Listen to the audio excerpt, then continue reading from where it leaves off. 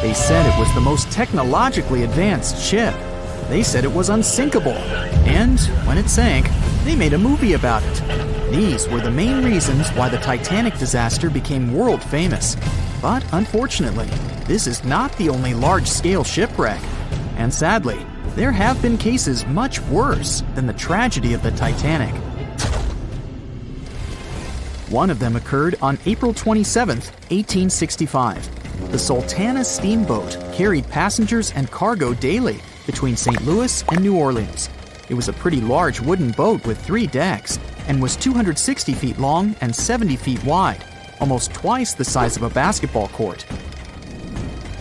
The ship could carry about 350 passengers, but on that unfortunate day, more than 2,000 people were on it. On April 23rd, she was making a routine voyage from New Orleans when it broke down. Something was wrong with the boiler, so the vessel docked in Vicksburg for repairs. At the port, the ship's captain, James Cass Mason, found out about an excellent opportunity to earn a lot of money. All he needed to do was to transfer a large group of former prisoners to the north.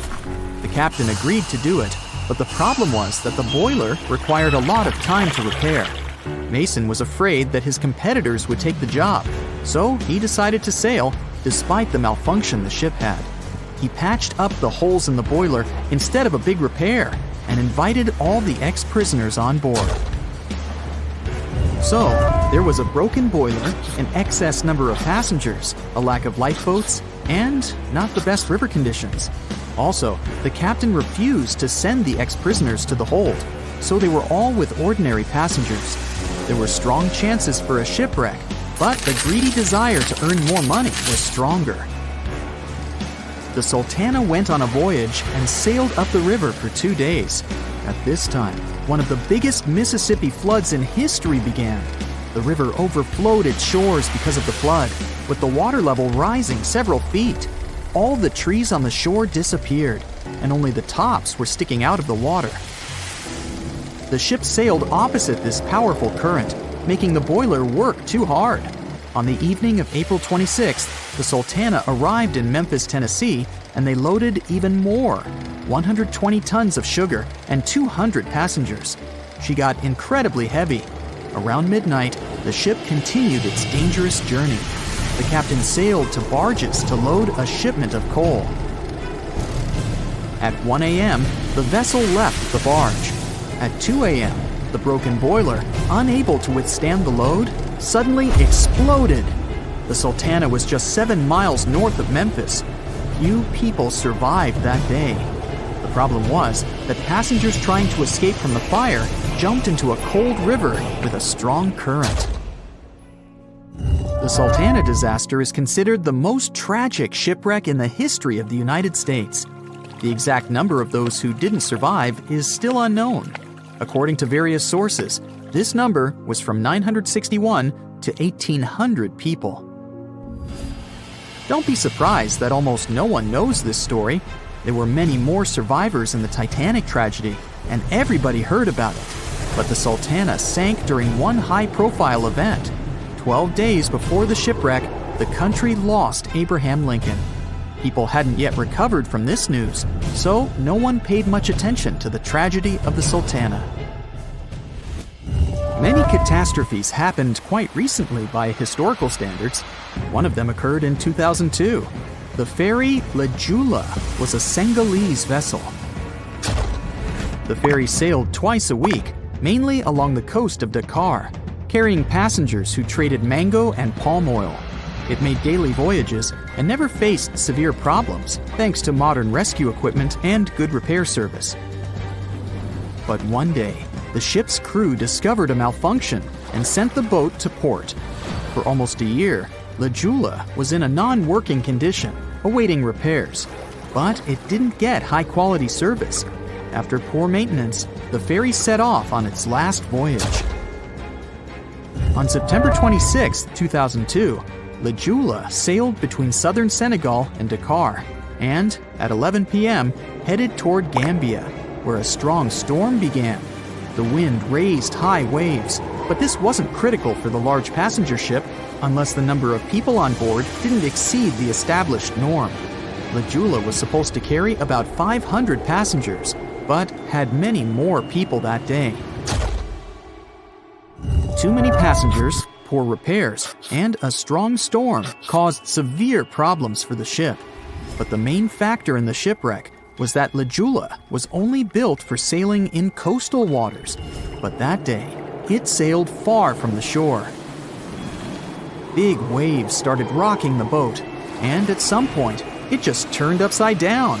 The ship's deck went underwater, and its lower part stuck above the surface like an iceberg.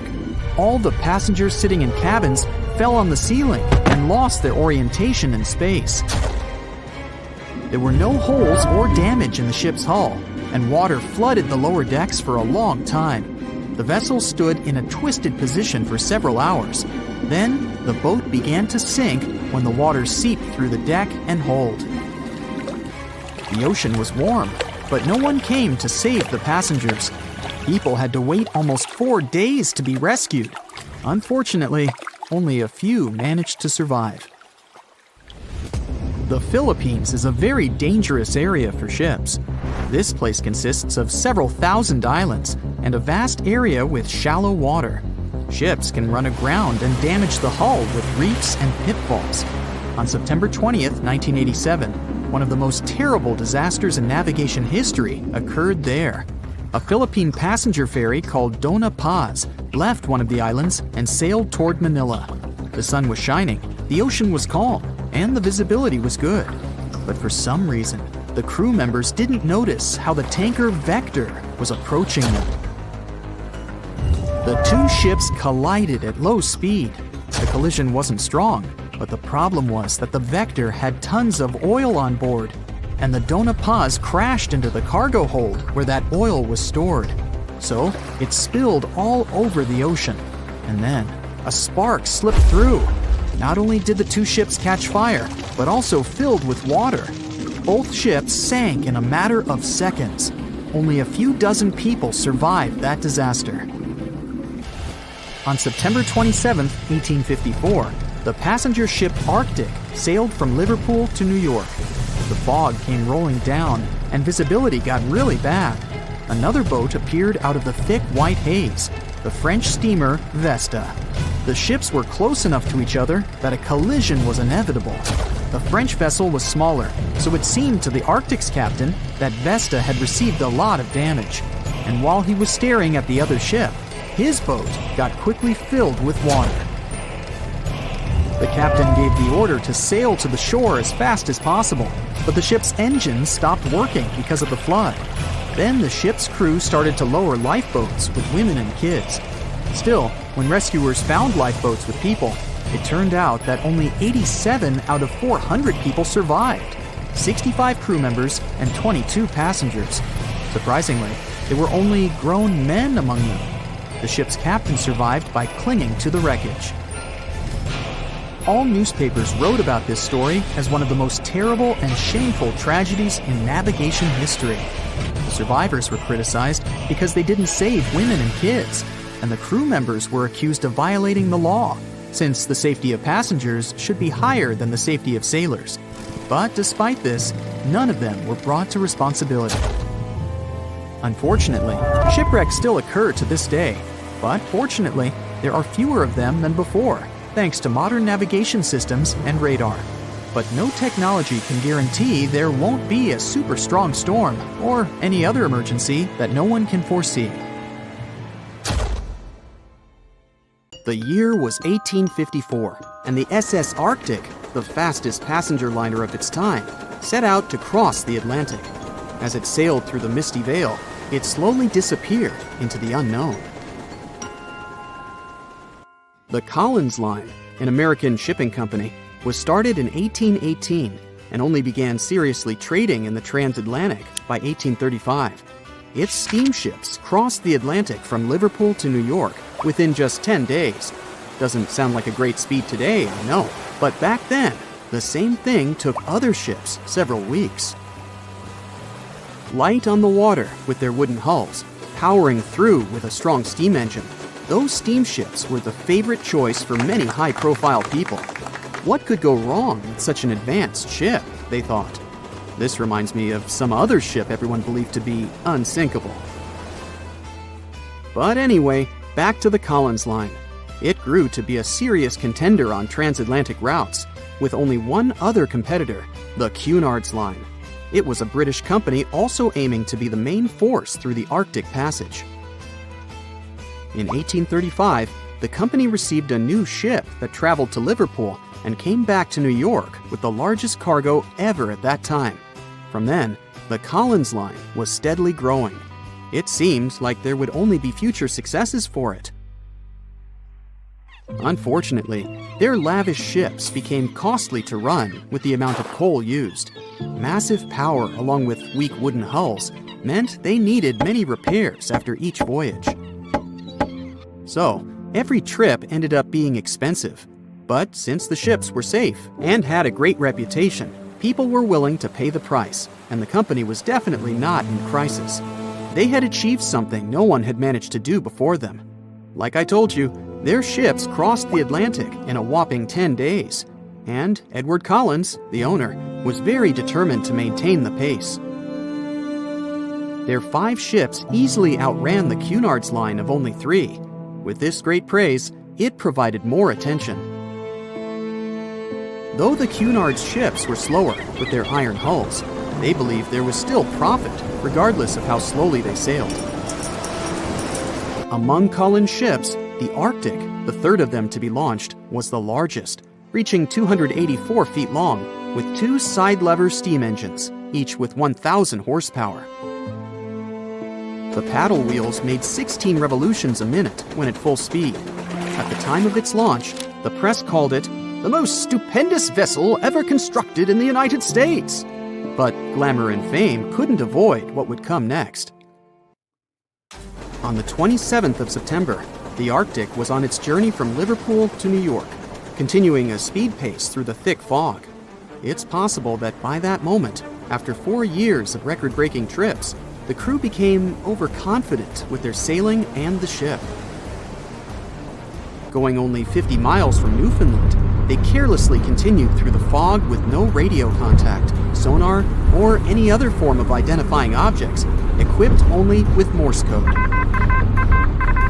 A smaller ship, the SS Vesta, which operated as a fishing vessel, often worked around Newfoundland. It was passing through the same path as the Arctic and crashed into its side.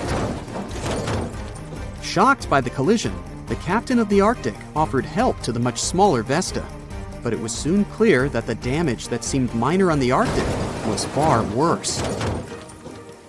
Beneath the waterline, a hole was letting water into the hull. The cost of the much faster wooden hull now seemed less valuable. They steered toward land, trying to plug the holes, but they weren't doing so well, and the seawater continued to pour in, filling up higher and pushing the ship down. And finally, once the engine room was full, it put out the boilers, taking away the massive power the Arctic was once legendary for. They moved slowly until coming to a complete stop. The ship continued to sink, and the order was to abandon it. At the time, maritime law allowed for the Arctic to carry only 6 lifeboats, only capable of saving 180 people. The crew and some of the passengers managed to push their way aboard and took most of the seats on those boats. Things were pretty wild, and everyone forgot about their manners, not letting the ladies and the youngest ones board first. It took 4 hours for the Arctic to sink. 150 crew and 250 passengers were on board. Those that weren't able to find a lifeboat made a desperate attempt to build their own rafts from parts of the ship. 2 days later, only 3 boats made it safely to the shore. The other 3 were never found.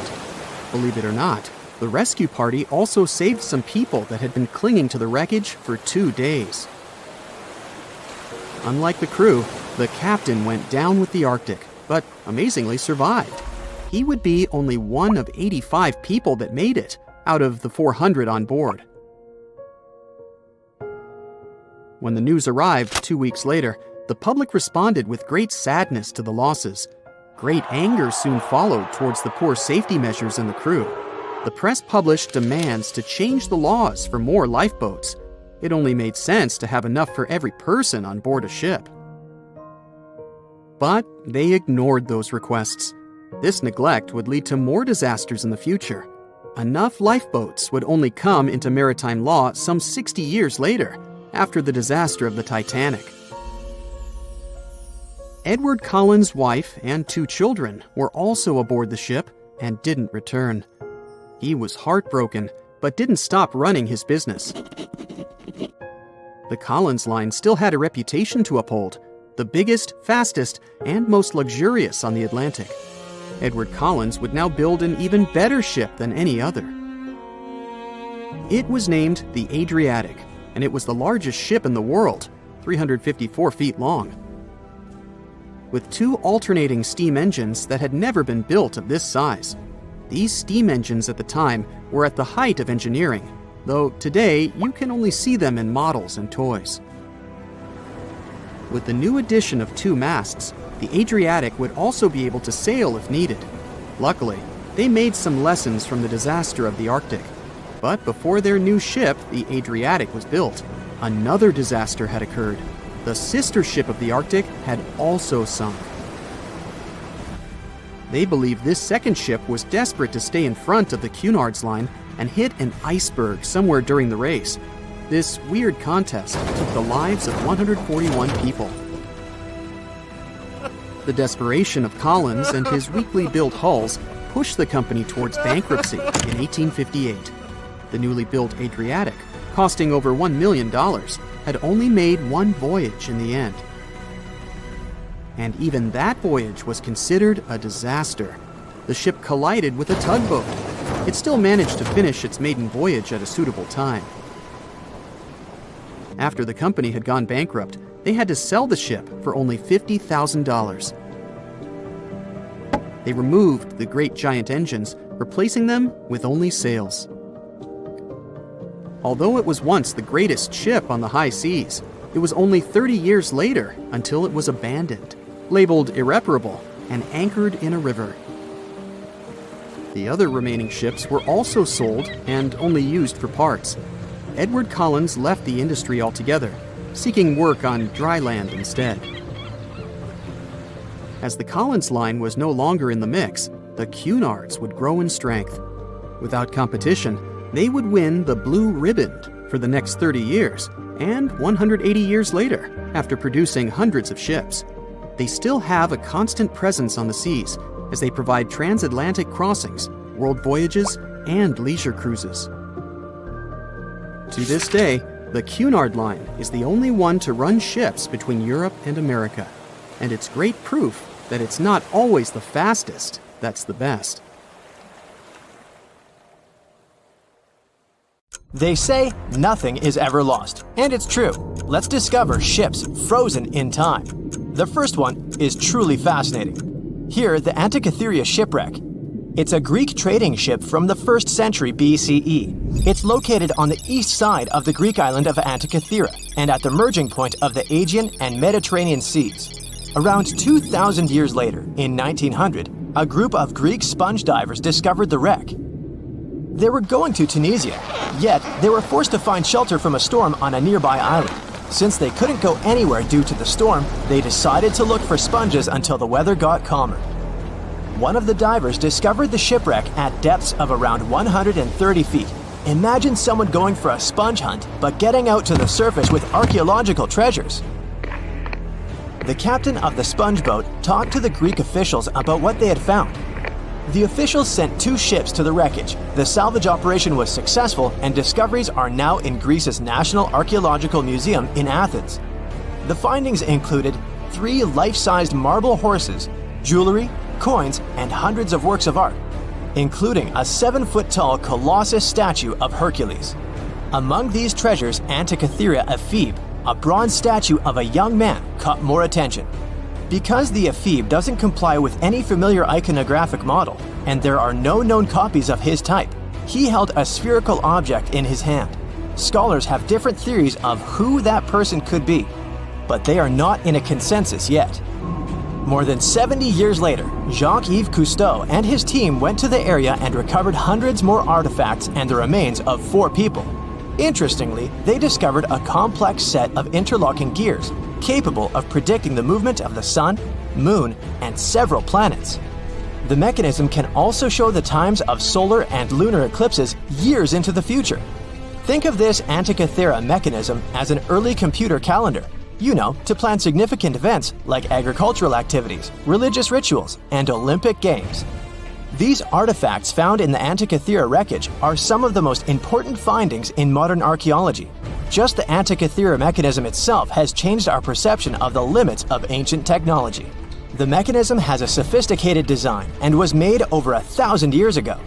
After all these amazing discoveries, experts believe that the wreckage site has remained largely unexplored and is mostly because of its location and the landscape of the seafloor on which the ship rests. The wreck is too deep for scuba divers but too shallow to use something like a submersible. A survey made on the seafloor in 2012 showed evidence of a second wreck about 800 feet to the south. It's clear that this area has a lot to offer humanity. What would happen if those sponge hunters didn't go to the area? Scientists found a shipwreck in Antarctica at the bottom of the Weddell Sea 107 years after it sank. The name of the ship was Endurance, and it was the lost vessel of Antarctic explorer Sir Ernest Shackleton. Scientists who laid eyes on it decades later say it is among the greatest undiscovered shipwrecks ever. That is why they filmed the whole discovery. The video shows the remains of the Endurance and proves it is still in remarkable condition. It has been sitting in 10,000 feet of water for over a century, yet it looks like it sank very recently. So the story goes like this. The ship was crushed by ice and sank in 1915. Shackleton and his crewmates had to escape by themselves in small lifeboats. From then on, it was all about survival. Shackleton imagined to get his crew to safety. Then, the ship sank. Yes, this is a pretty impressive story. But why did scientists prize this ship? Firstly, Shackleton's Imperial Trans-Antarctic Expedition sailed to make the first land crossing of Antarctica. Yes, the crew was trapped in ice, but the intention was important. Secondly, it's about the challenge itself of finding the shipwreck. The Weddell Sea is almost always covered in thick sea ice. The same ice that made the Endurance sink. Getting near the presumed sinking location is super hard, let alone being able to conduct research. Experts of the modern expedition team foresaw the time when the lowest extent of Antarctic sea ice would come using satellite images. They realized that the weather was in their favor to start an expedition. Dr. John Shears said that they have successfully completed the world's most difficult shipwreck search, fighting against constantly shifting sea ice, blizzards, and temperatures decreasing to negative 0.4 degrees Fahrenheit. Yeesh, I can't imagine the worst conditions in Antarctica if these conditions are in their favor. Lastly, look at this. It's timbers. They're very much intact. Plus, you can read the ship's name. It's still visible. Marine archaeologist Menson Bound says that this is the finest wooden shipwreck he has ever discovered. He has 50 years of career experience, so I believe the guy. So how come the wood is not rotten? Dr. Michelle Taylor, a deep-sea polar biologist, said that there has been little wood deterioration because the wood-munching animals are not in this forest-free region of Antarctica. Workers of a coal mine in East Serbia discovered 3 shipwrecks that had been there for at least 1,300 years. The largest shipwreck is an ancient Roman fleet. It's around 50 feet long with a flat bottom. It's estimated that the ship could carry a crew of 30 to 35 people. Looking at its hull, you can see the marks of repairs. Wow, this one had a lengthy career. It gives us insight into more than 1,000 years ago. The 2 smaller vessels, on the other hand, match descriptions of boats used by Slavic groups to attack the Roman frontier. These 2 have been discovered under mud and clay in an ancient riverbed. Apparently, in those times, there was a Roman base in a place called Viminacium City. Interestingly, Viminacium was a provincial capital with an estimated 40,000 inhabitants in the 4th century CE. For comparison, it was even larger than Pompeii. The Kostelach coal mine is a center of hidden gems. Archaeologists had found evidence of ancient human and animal activity here before. For instance, in 2012, experts found bones of at least 5 woolly mammoths, which went extinct about 10,000 years ago. Canadian archaeologists found a ship 150 years after it went missing in the Canadian Arctic waters. This merchant ship is called HMS Investigator. It was purchased in 1848. to search for the explorer Sir John Franklin's ship that got lost in the Northwest Passage expedition. So, HMS Investigator left Britain in 1850 for this rescue operation. The expedition crew, captained by Robert McClure, sailed the Investigator into the water. He realized that he was in the final leg of the Northwest Passage, the sea route across North America. But before he could sail into the Beaufort Sea, the 122-ton ship itself got stuck in the thick ice. The crew spent the winter over the Prince of Wales Strait. The following summer, McClure tried again to sail to the end of the passage, but the ice blocked his way once more. Here, too, the crew was forced to leave the ship. He steered the crew into the Bay of Mercy. There, they were to remain until 1853, when the crew of the HMS Resolute rescued them. Imagine a crew of 60 people who had to spend 3 winters in the Arctic without even knowing if they would survive. Later on, the ship was found sitting upright in about 36 feet of water. It was in very good condition. Arctic water has prevented the outer deck of the vessel from deteriorating quickly. The outline of the ship and its timber can be clearly seen. Plus, archaeologists have uncovered artifacts on land left by the sailors. They had unloaded everything before abandoning the Investigator. 3 sailor graves and 1 British naval shipwreck had also been discovered in the area. I wonder what else they could find there. Wow, it's the only place where 1 minute you're learning 17 natural ways how to get rid of houseflies, and the next, you're taking an epic journey straight into a black hole. More than 10 billion, with a B, views in total. That's 47 billion minutes watched, or more than 70,000 years. That's all the way back to the Ice Age. No, I wasn't around then. 40,000 videos, hundreds of topics, and most importantly you, a whole 44 million of you. Our viewers. We could populate an entire country if we wanted to. We'd like to continue helping you learn and giving you useful skill improvement tips. Got a thirst for knowledge? We've prepared 4 masterclasses on creating a 2D character animation from scratch, 10 hours of video lessons, practical tasks using professional software, and additional materials that you can use with your own projects. Get the full course now and create your own animated masterpiece. No matter what happens, don't stop! We almost got it! 2 treasure seekers are digging frozen ground in a cornfield at night. It's raining hard, lightning is flashing, but these 2 guys keep working. And now the shovel hits something solid. No way! A treasure chest! They start digging faster and find a piece of a ship's engine. What the? Far from the seas and lakes, somewhere under the fields of Kansas City, they found a giant sunken ship. How is this possible? Now you'll see. Some people spend their lives searching for shipwrecks with treasures underground.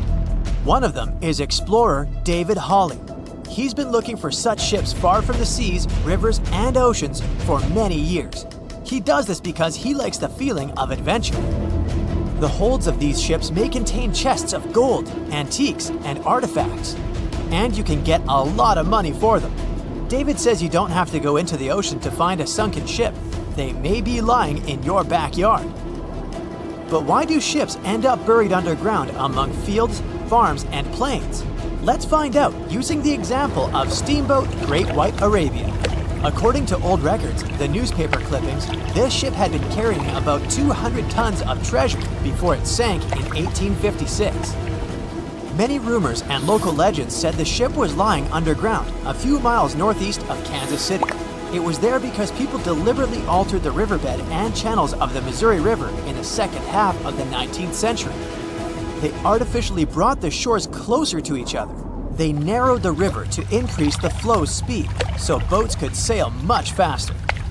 In the 19th century, steamboats were the most popular means of transporting passengers and goods. Before railroads, they extended the western border across the Mississippi and Missouri rivers and brought supplies to people. That's why it was so important to increase the speed of their movement. So, on September 5, 1856, Arabia was sailing along such an estuary. It came across a snag sticking out of the water. A piece of log quickly flooded the ship. Fortunately, all passengers were evacuated. But the steamer and its precious cargo reached the silt bottom of the Missouri River in a few minutes. Several years had passed. Everyone forgot about the vessel. During this time, the course of the Missouri River had changed. But Arabia remained under the wet, muddy bottom. The soil level above it was getting higher, and the ground was losing moisture. Eventually, many decades later, a cornfield formed above the sunken ship. In the 1980s, one farmer owned this area, and he had no idea what was hidden in his territory. David Hawley carefully studied the history of the sunken ships of the USA. He knew that hundreds of steamers had gone underwater all over Missouri, but most of all, he was interested in Arabia, as there were rumors that it was filled with gold and other valuable things. The territory of cornfields in Kansas was vast, but David Hawley knew how to search properly. In 1987, he started working. First, together with his brother and father, they collected all the clippings from old newspapers they could find. They were looking not only for information about the steamer, but also for maps of the Missouri River. They tracked its historical changes, checked the dates, and identified a large area where the steamer sank. Next, they used electromagnetic testing and other geological stuff to study the soil and find the right place. They searched for differences in ground moisture and density. Then, they went through the territory with powerful metal detectors. And so, by the fall of 1988, they had determined the location of the steamer. Arabia was the size of a football field. This gigantic vessel lay 45 feet underground, 4 stories down. But before they started excavating, they had to ask the owner of the cornfield for permission. For the farmer, this news was a big surprise. He agreed, on the condition that the excavations would be completed by spring so that he could sow a new crop. Digging a giant ship in winter is much more difficult and expensive than at other times. It includes additional equipment, electricity, and heating costs. The team worked day and night. They financed the excavations out of their own pocket. Each invested more than $10,000 and took out a bank loan. Finally, they noticed the first details of the ship. The shovels hit the huge engine boilers and the deck. The goal had been achieved. Most of the cargo lying inside the sunken ships is covered with rust, shells, mud, and is badly damaged. The contents of Arabia were in excellent condition, considering that the ship had sunk 130 years prior. Unfortunately, they didn't find the chests of gold. Still, they got several tons of other valuable cargo, household items of people who lived in the middle of the 19th century. It was a time capsule. The ship was carrying supplies for hundreds and thousands of people, and all these things were perfectly preserved. For example, they could clearly see the brand stamp Goodyear Rubber Company on one rubber shoe. The longer the excavations continued, the more things David and his team found.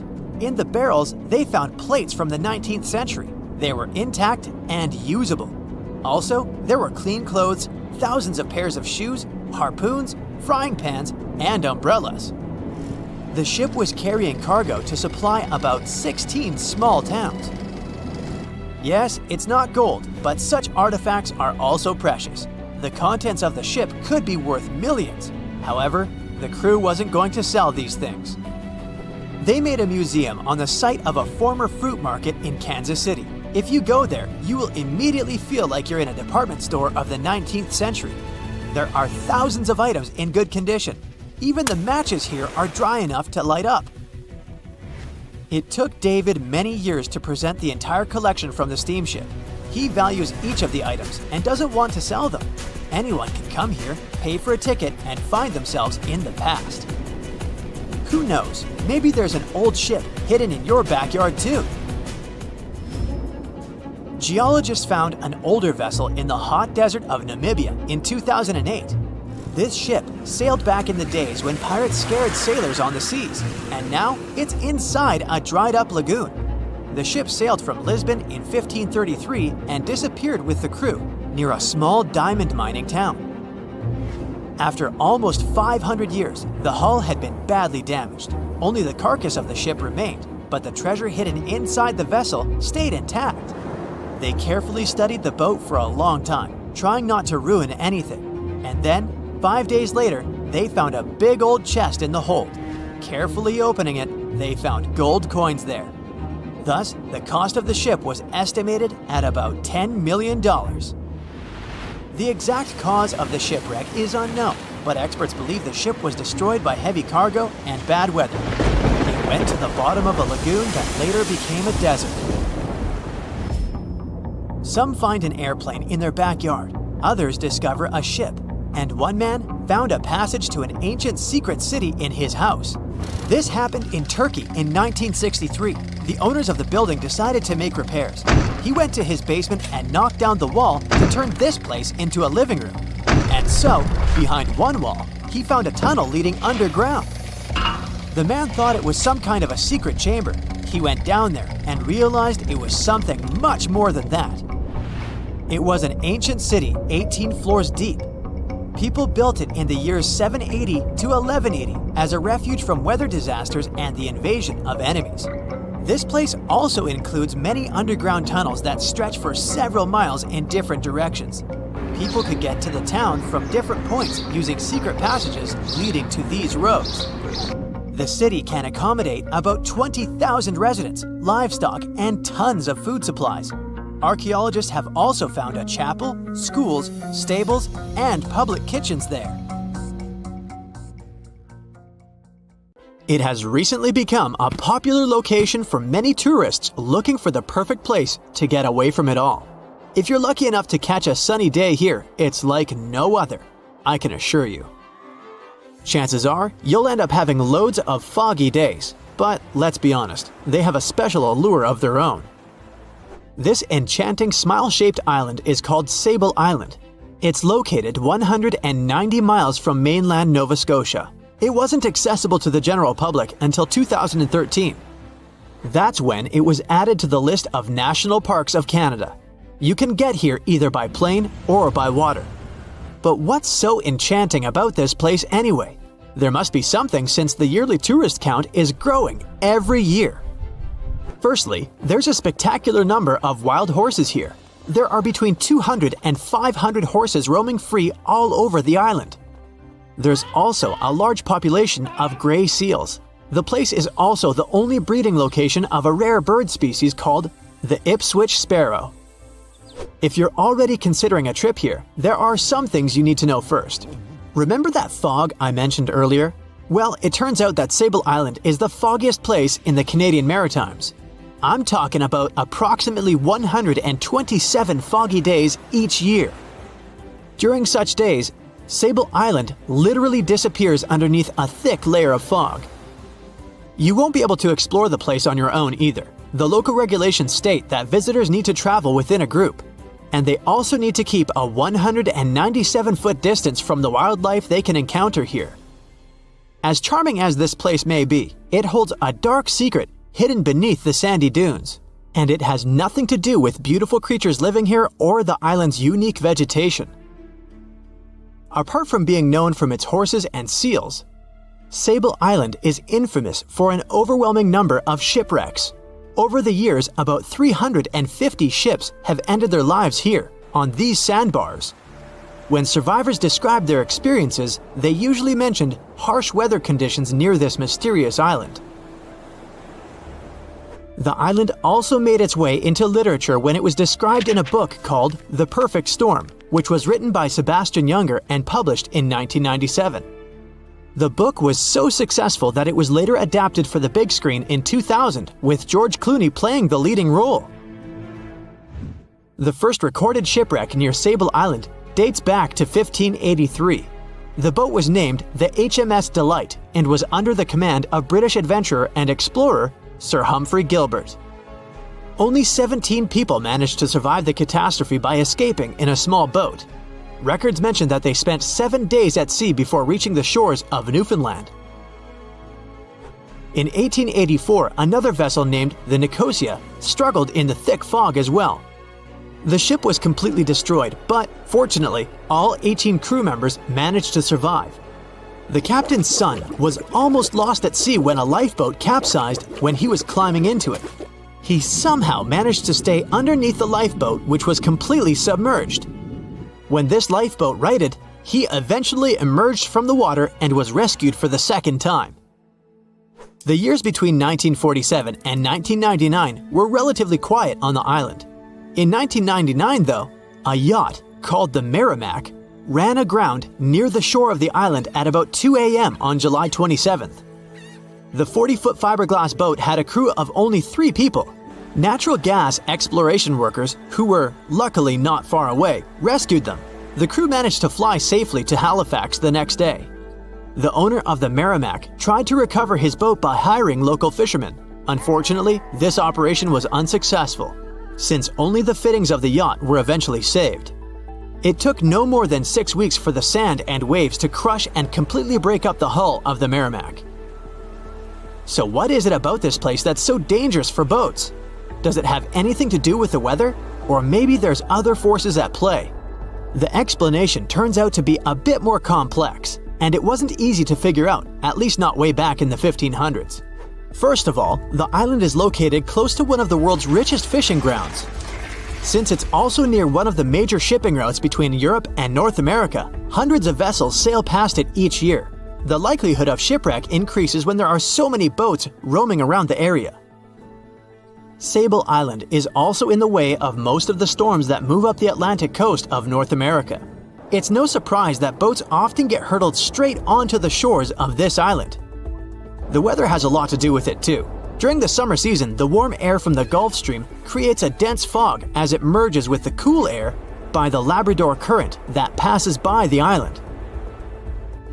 Other currents don't help the matter. Sable Island is next to the meeting point of 3 major ocean currents: the Gulf Stream, the Labrador Current, and the Belle Isle Current. Since the 1950s, radars and other modern navigation tools have been used on commercial vessels as well. Up until then, the sextant was the main instrument used to figure out a ship's location. It doesn't mean that sextants weren't accurate, but this instrument couldn't work properly without a clear view of the sun or stars, which means it didn't help much in dense fog, such as the one surrounding Sable Island, or when it was cloudy. Often during bad weather, the captain of a ship navigated, relying on their experiences and intuition based on the ship's speed and direction. That's why most of the survivors in shipwrecks near Sable Island said that the captain had simply miscalculated the ship's position, crashing into Sable Island by accident. This dusty, sandy land is as unfriendly to ships as it is to trees. There's reportedly a single tree on the whole island, and it looks a lot more like a bush. It's actually a pine tree. And since the famous island horses don't see it as much of a food source, it somehow managed to survive. Reports say that the tree was planted back in the 1950s. Local authorities were trying to grow a forest on the island to make it a bit more welcoming. They've planted tens of thousands of trees over the years, more than 69,000 evergreens, 600 fruit trees, and about 55 pounds of pine seeds, along with other plants which could survive the conditions on the island. But they were no match for the extreme weather and sandy soil. Out of all those plants, just one pine tree is still alive. Thanks to its resistance, it has even become a symbol of Sable Island. Interestingly, for around 40 years, the island also had just one inhabitant. Can you imagine that? One person living on a remote island for so many decades? It's the story of a woman called Zoe Lucas. She chose to surround herself with the only residents on the island: the horses, the gray seals, and the many species of birds. An esteemed naturalist, she mentioned in an interview she gave back in 2017 that she was used to living on the island and that she never got lonely.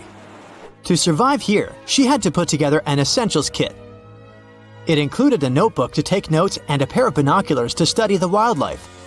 You can safely assume she wasn't scared of the intimidating surroundings, since she decided to eventually call this place home. At first, Zoe wanted to set up camp on one end of the island, near some abandoned buildings. But eventually, she settled in a wooden house near a bunch of sand dunes. A Canadian institution called the Meteorological Service of Canada put together the simple construction back in the 1940s. Parks Canada operates the building these days. Zoe's work included gathering as much data on the local horse population as possible. It could help scientists better understand how they managed to adapt to the unfriendly environment. She also helped gather the debris that made it to the shore to help track pollution levels. Among all the rubbish that she collected, there was a refrigerator and a crate full of fresh peppers. Some other specialists eventually started working rotating shifts on Sable Island to offer the brave woman a little bit of company now and then. April 1912 marked one of the most terrible tragedies in the history of the world. the most unsinkable vessel, the pinnacle of engineering at that time, the huge Titanic, sank. On that dark, moonless night, the ship had many chances to save its passengers. There was another ship just a few miles away that could have saved the Titanic, but it didn't. It wasn't a phantom ship, and it's not some legend or a theory. This is a documented reality. There are records and witnesses' statements confirming this. But why didn't this ship help? Let's find out what happened that night by looking at these events from 3 different points of view. Let's start with the Titanic version. 11:30 p.m. The moon hides behind black clouds. Visibility is bad. Everything is calm on the Titanic. Under the captain's guidance, the communications operator stays in touch with the mainland through the radio. At this moment, some stranger breaks into the frequency, interrupting the operator's communication. It's unclear what this strange man wants and what he's talking about. The operator doesn't try to figure it out. He shouts at the guy, demanding him to disconnect. The connection is interrupted. At 11:40 p.m., the Titanic crashes into an iceberg. The ice breaks the hull. Water begins to flood the lower decks. Nobody is panicking yet. 20 minutes later, at midnight, the ship's crew sends a distress signal through the radio frequency. Few people understand how bad the situation really is. After 20 minutes, at 12:20 a.m., they start lowering lifeboats with passengers. At 12:25 a.m., they receive a response to the distress signal. This is RMS Carpathia. Their captain reports they're already sailing at maximum speed towards the Titanic.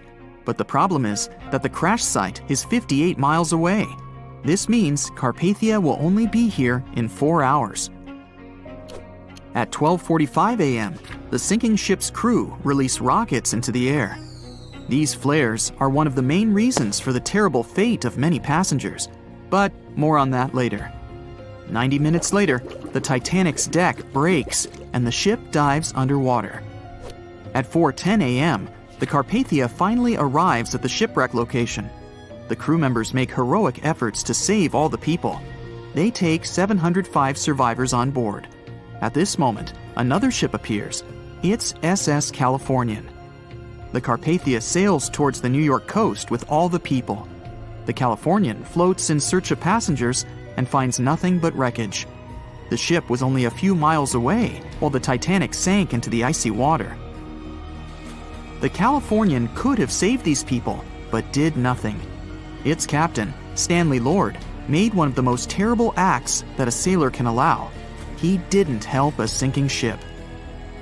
When the world found out about all this, they detested Captain Lord. They couldn't bring charges against him, and the trial didn't punish him. But his career was ruined entirely, as no other ship company would hire him. Despite this, he never confessed he had been guilty.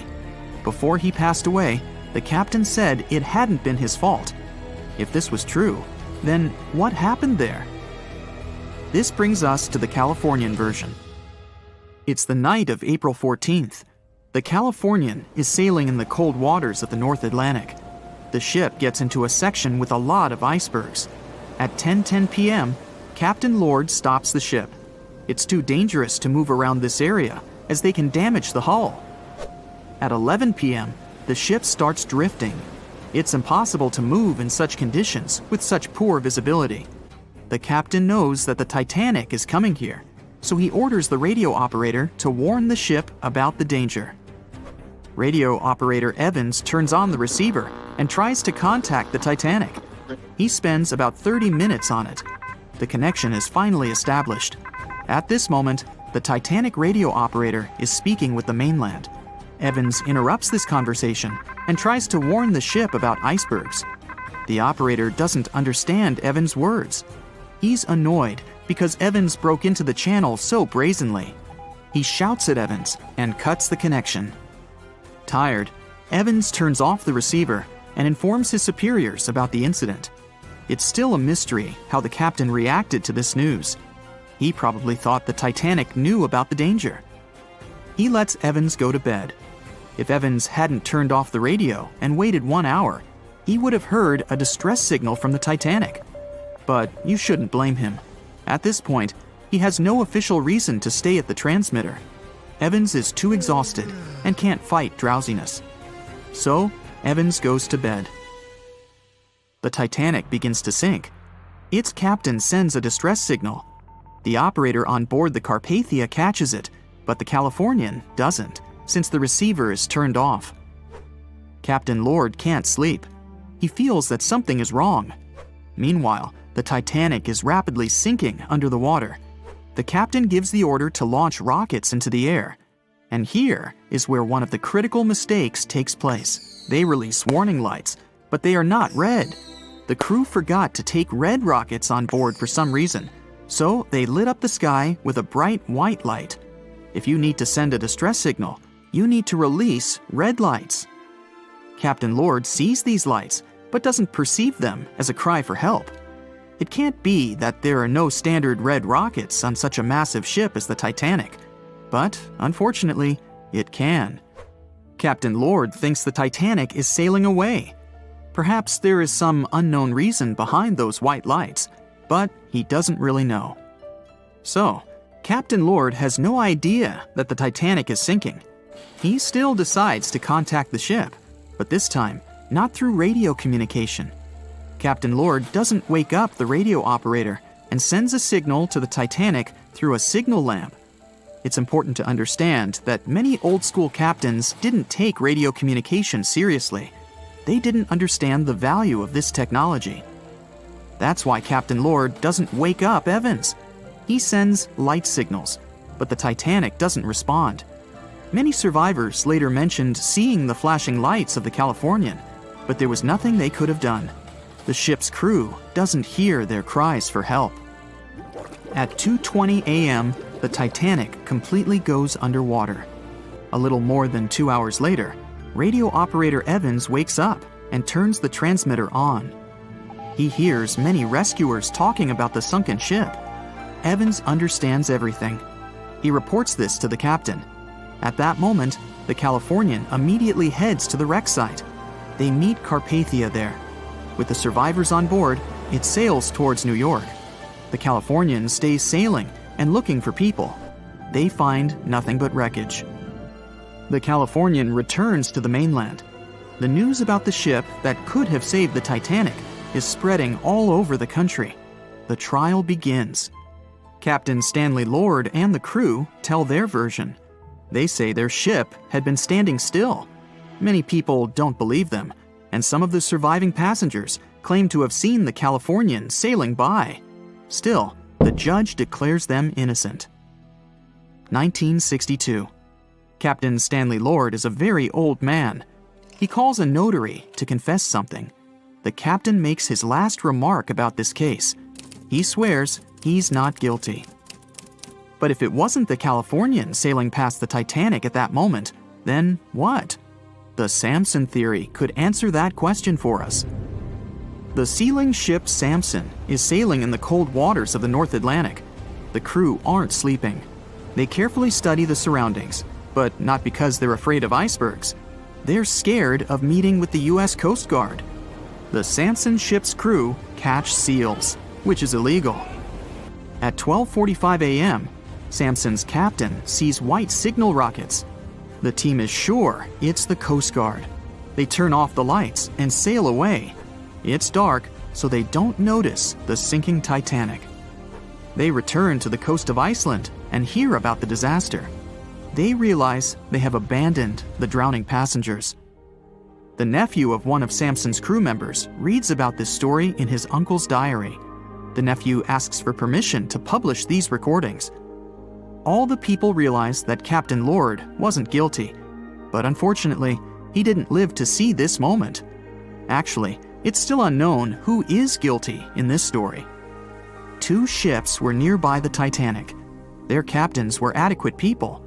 They would have helped save all the passengers. Their fault was that they couldn't understand what the Titanic wanted on that dark night. Someone forgot to put red flares in the box. This small but fatal detail was one of the leading causes of the tragedy. Ships and planes disappearing without a trace. Passengers never seen or heard from again. Reports of strange lights in the sky. No, these aren't scenes from an upcoming Hollywood blockbuster, but some of the strange occurrences reported for over a century in an area ominously dubbed the Graveyard of Lake Ontario, also referred to as Canada's Bermuda Triangle, or the Marysburg Vortex. It stretches across a portion of Lake Ontario from Kingston to Prince Edward County in Canada, and down to Oswego, New York in the US. The tales about this area can be as chilling as the frigid lake water on which they took place. The most unsettling story involves the schooner called the Bavaria. It was 1889, and the ship was being towed across the lake. Rough waters severed the tow rope, and the Bavaria floated away. Luckily, the schooner was later found safe and fully intact. But there was one thing missing: the crew! Not a single person was found on board. What makes the story even more bizarre is that the dinner table was set, a loaf of bread was discovered, freshly baked, and the captain's money and his papers were fully accounted for. There was even a pet canary happily chirping away as if nothing was amiss. What happened to the crew? We may never know. And this was not a unique incident. Just over a decade later, in 1900, 3 ships, the Annie Minnis, the Picton, and the Acacia, were sailing across the lake. But only 2 would make it to their final destination. The third one, the Picton, was speeding ahead of the others when it simply vanished. According to a cook on the Annie Minnis, "We were well out into the lake and making good time when all of a sudden we saw the Picton's topsails coming off, and then her lower sails settled, and then, while we stood and watched, the Picton just disappeared." It's possible that the ship sank, as there was some wreckage later seen in the water, but the ship itself was never found, and none of its crew ever located. A few weeks later, a bottle with a note inside was discovered in Sackett's Harbor, New York. The note was from Captain Sidley of the Picton. "Have lashed Vesey to me with heaving line, so that we will be found together." Vesey was the captain's 12-year-old son. The note creates more questions than answers. If the witnesses were correct, the ship's disappearance was quite quick. When did Captain Sidley know he was in danger? Why not signal for help if he had any warning? And when did he have time to write a note, bottle it, and tie himself to his son? It truly is a mystery. And it was not just ships that ran afoul of the strange forces in the area. Planes also struggled to make it through in one piece. In 1975, Ron Scott flew out from the Picton Airport in his Cessna 172. As he entered the Marysburg Vortex, his plane banked to the side. For several seconds, he was unable to right the plane, but once he did, the same force banked him to the other side. Again, he was stuck there for a few seconds, unable to control his plane. A skilled pilot, he had never experienced anything like it before. He was certainly luckier than Royal Canadian Air Force pilot Barry Allen Newman. Newman was at the same spot back in 1952, when he lost control of his jet and crashed into the lake. To this day, his body has not been found. In total, over 270 ships and at least 40 planes have met a tragic end in this area. And adding to the mystery, sometimes people report a series of bright lights or orbs, or a dark ship hovering in the sky. These are even harder to explain. Witnesses willing to report them are adamant they are true. Sid Wells said he watched a strange shape like a multifaceted diamond slowly spinning in the sky, and then it just disappeared. Others claim to have seen it too. Of course, the Marysburg Vortex is just one of several places around the world known as vile vortices, a term coined by biologist and writer Ivan T. Sanderson. He discovered 12 other equally spaced areas on the surface of Earth where funny things happen. The best known of these, of course, is the dreaded Bermuda Triangle. Situated in the Atlantic Ocean between Bermuda, Florida, and Puerto Rico, it has been blamed for the disappearance of thousands of people. They went in, on boats or in planes, but they never came out.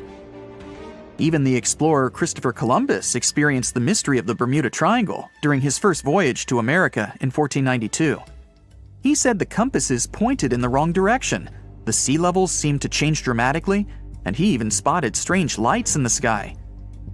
In 1918, the USS Cyclops, which was one of the US Navy's biggest fuel ships, disappeared there. Since the 309 crew members were declared lost at sea when the Cyclops vanished, it's seen as the largest loss of life in the history of the U.S. Navy in a single incident. At the time, the weather was good. The one message sent that day from the ship indicated no issues or concerns, and a distress signal was never sent. A thorough naval investigation followed. Its conclusion? Many theories have been advanced, but none that satisfactorily accounts for the ship's disappearance. In other words, the investigators were stumped. There's also the Dragon's Triangle, located in the Pacific Ocean. The most disturbing story involves a group of Japanese vessels that disappeared in the 1950s. When researchers were sent to investigate what happened, they too disappeared. In each case, it's impossible to truly know what occurred, and it's easy to get caught up in stories of giant sea monsters lurking beneath the waves. Who doesn't like a good scare? And Sanderson was willing to accept the possibility of such stories being true. He believed the vile vortices that he studied could be explained by anything from a wrinkle in the space-time continuum to magnetic abnormalities to underwater people. Of course, Sanderson was not only a huge fan of strange places, he also wrote about strange creatures like Bigfoot and the Loch Ness Monster. His skills as an impartial scientist are questionable, though.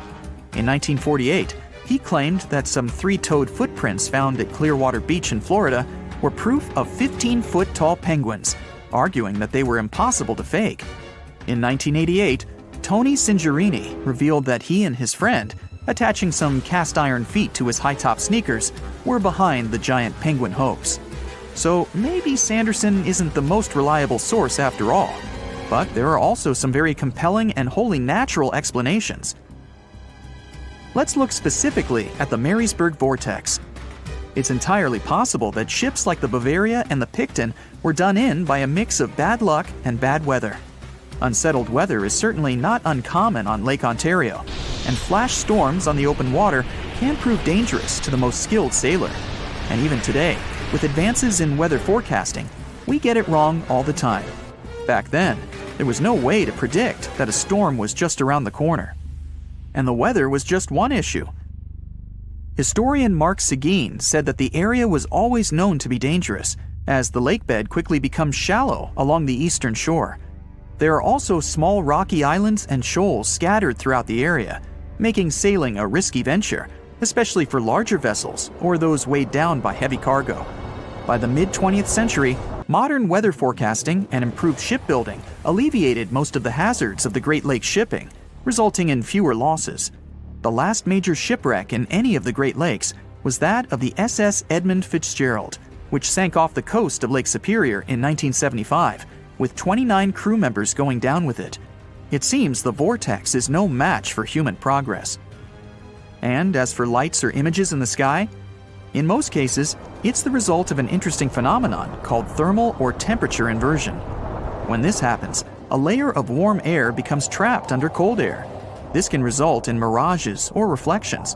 So, a light on the ground that is miles away can be reflected in the sky, giving the impression of a flying object.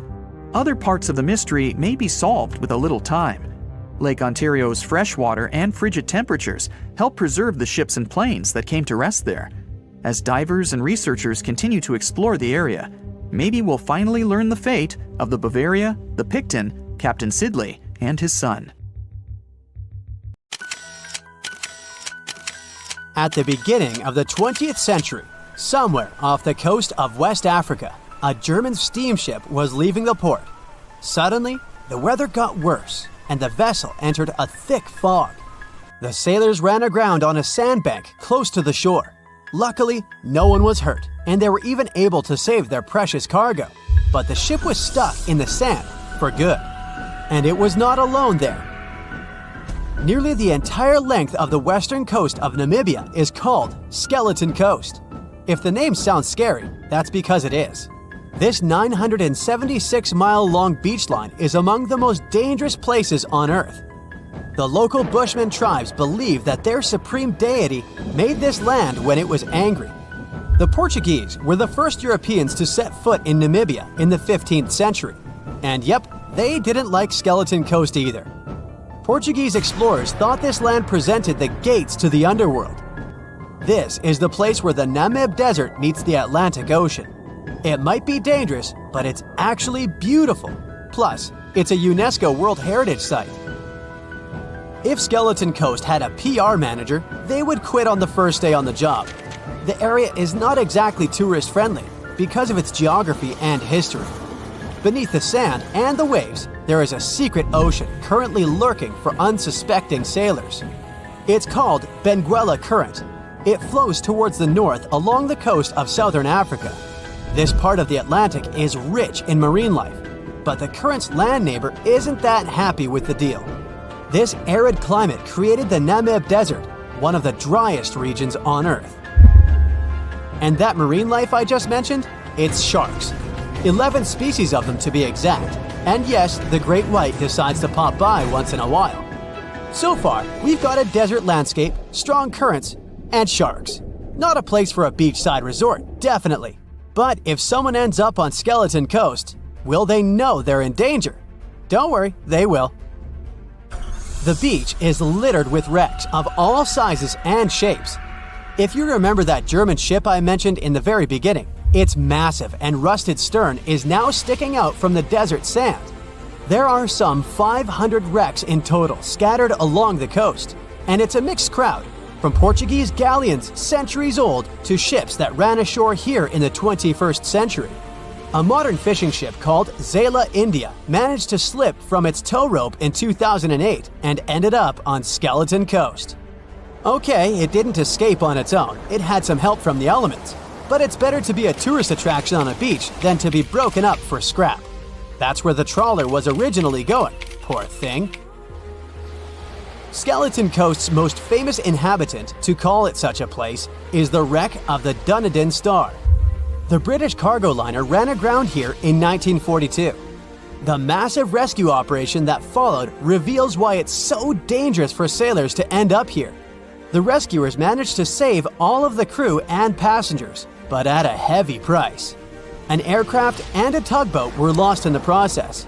It took the last of the rescuers a full 2 months to return home to Cape Town. Why, you might wonder? One look at the map of the region reveals the reason. It's an endless sea of yellow, which is the sand. There are so few roads here, so Skeleton Coast is hard to reach by land. There are also legal obstacles. You need a special permit to drive into the area.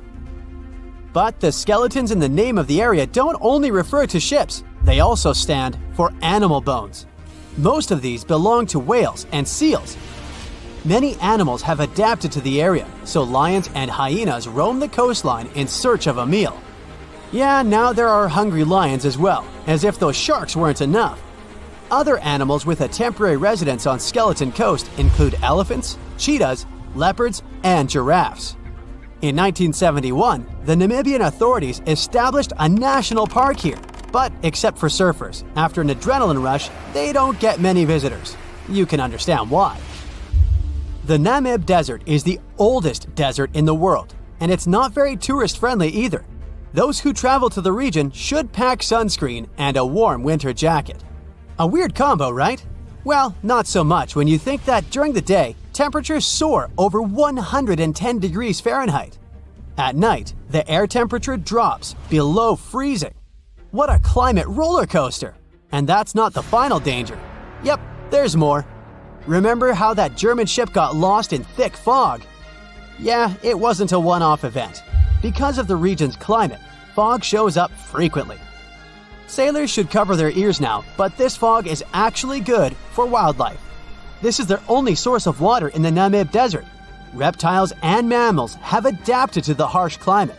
They use as little water as possible. Shifting sands, thick fog, strong currents, lions, and sharks. Not the stuff you would put in a tourist booklet, but Skeleton Coast isn't the only beach on Earth you wouldn't want to spend your vacation on. I will take you to Cape Tribulation in Australia. The area covers some 48 square miles in the northwestern part of the continent. And no, the area is not as dry as Skeleton Coast. It's part of the Daintree rainforest. You could say that here, it is the rainforest, not the desert that meets the ocean. The beach at Cape Tribulation is straight from a postcard. But looks can be deceiving. Australia? Probably sharks. No, crocodiles are out here to get you if you decide to go for a dip in the sea. There are saltwater crocodiles that the locals call salties. Well, that's a cute nickname for such a dangerous reptile.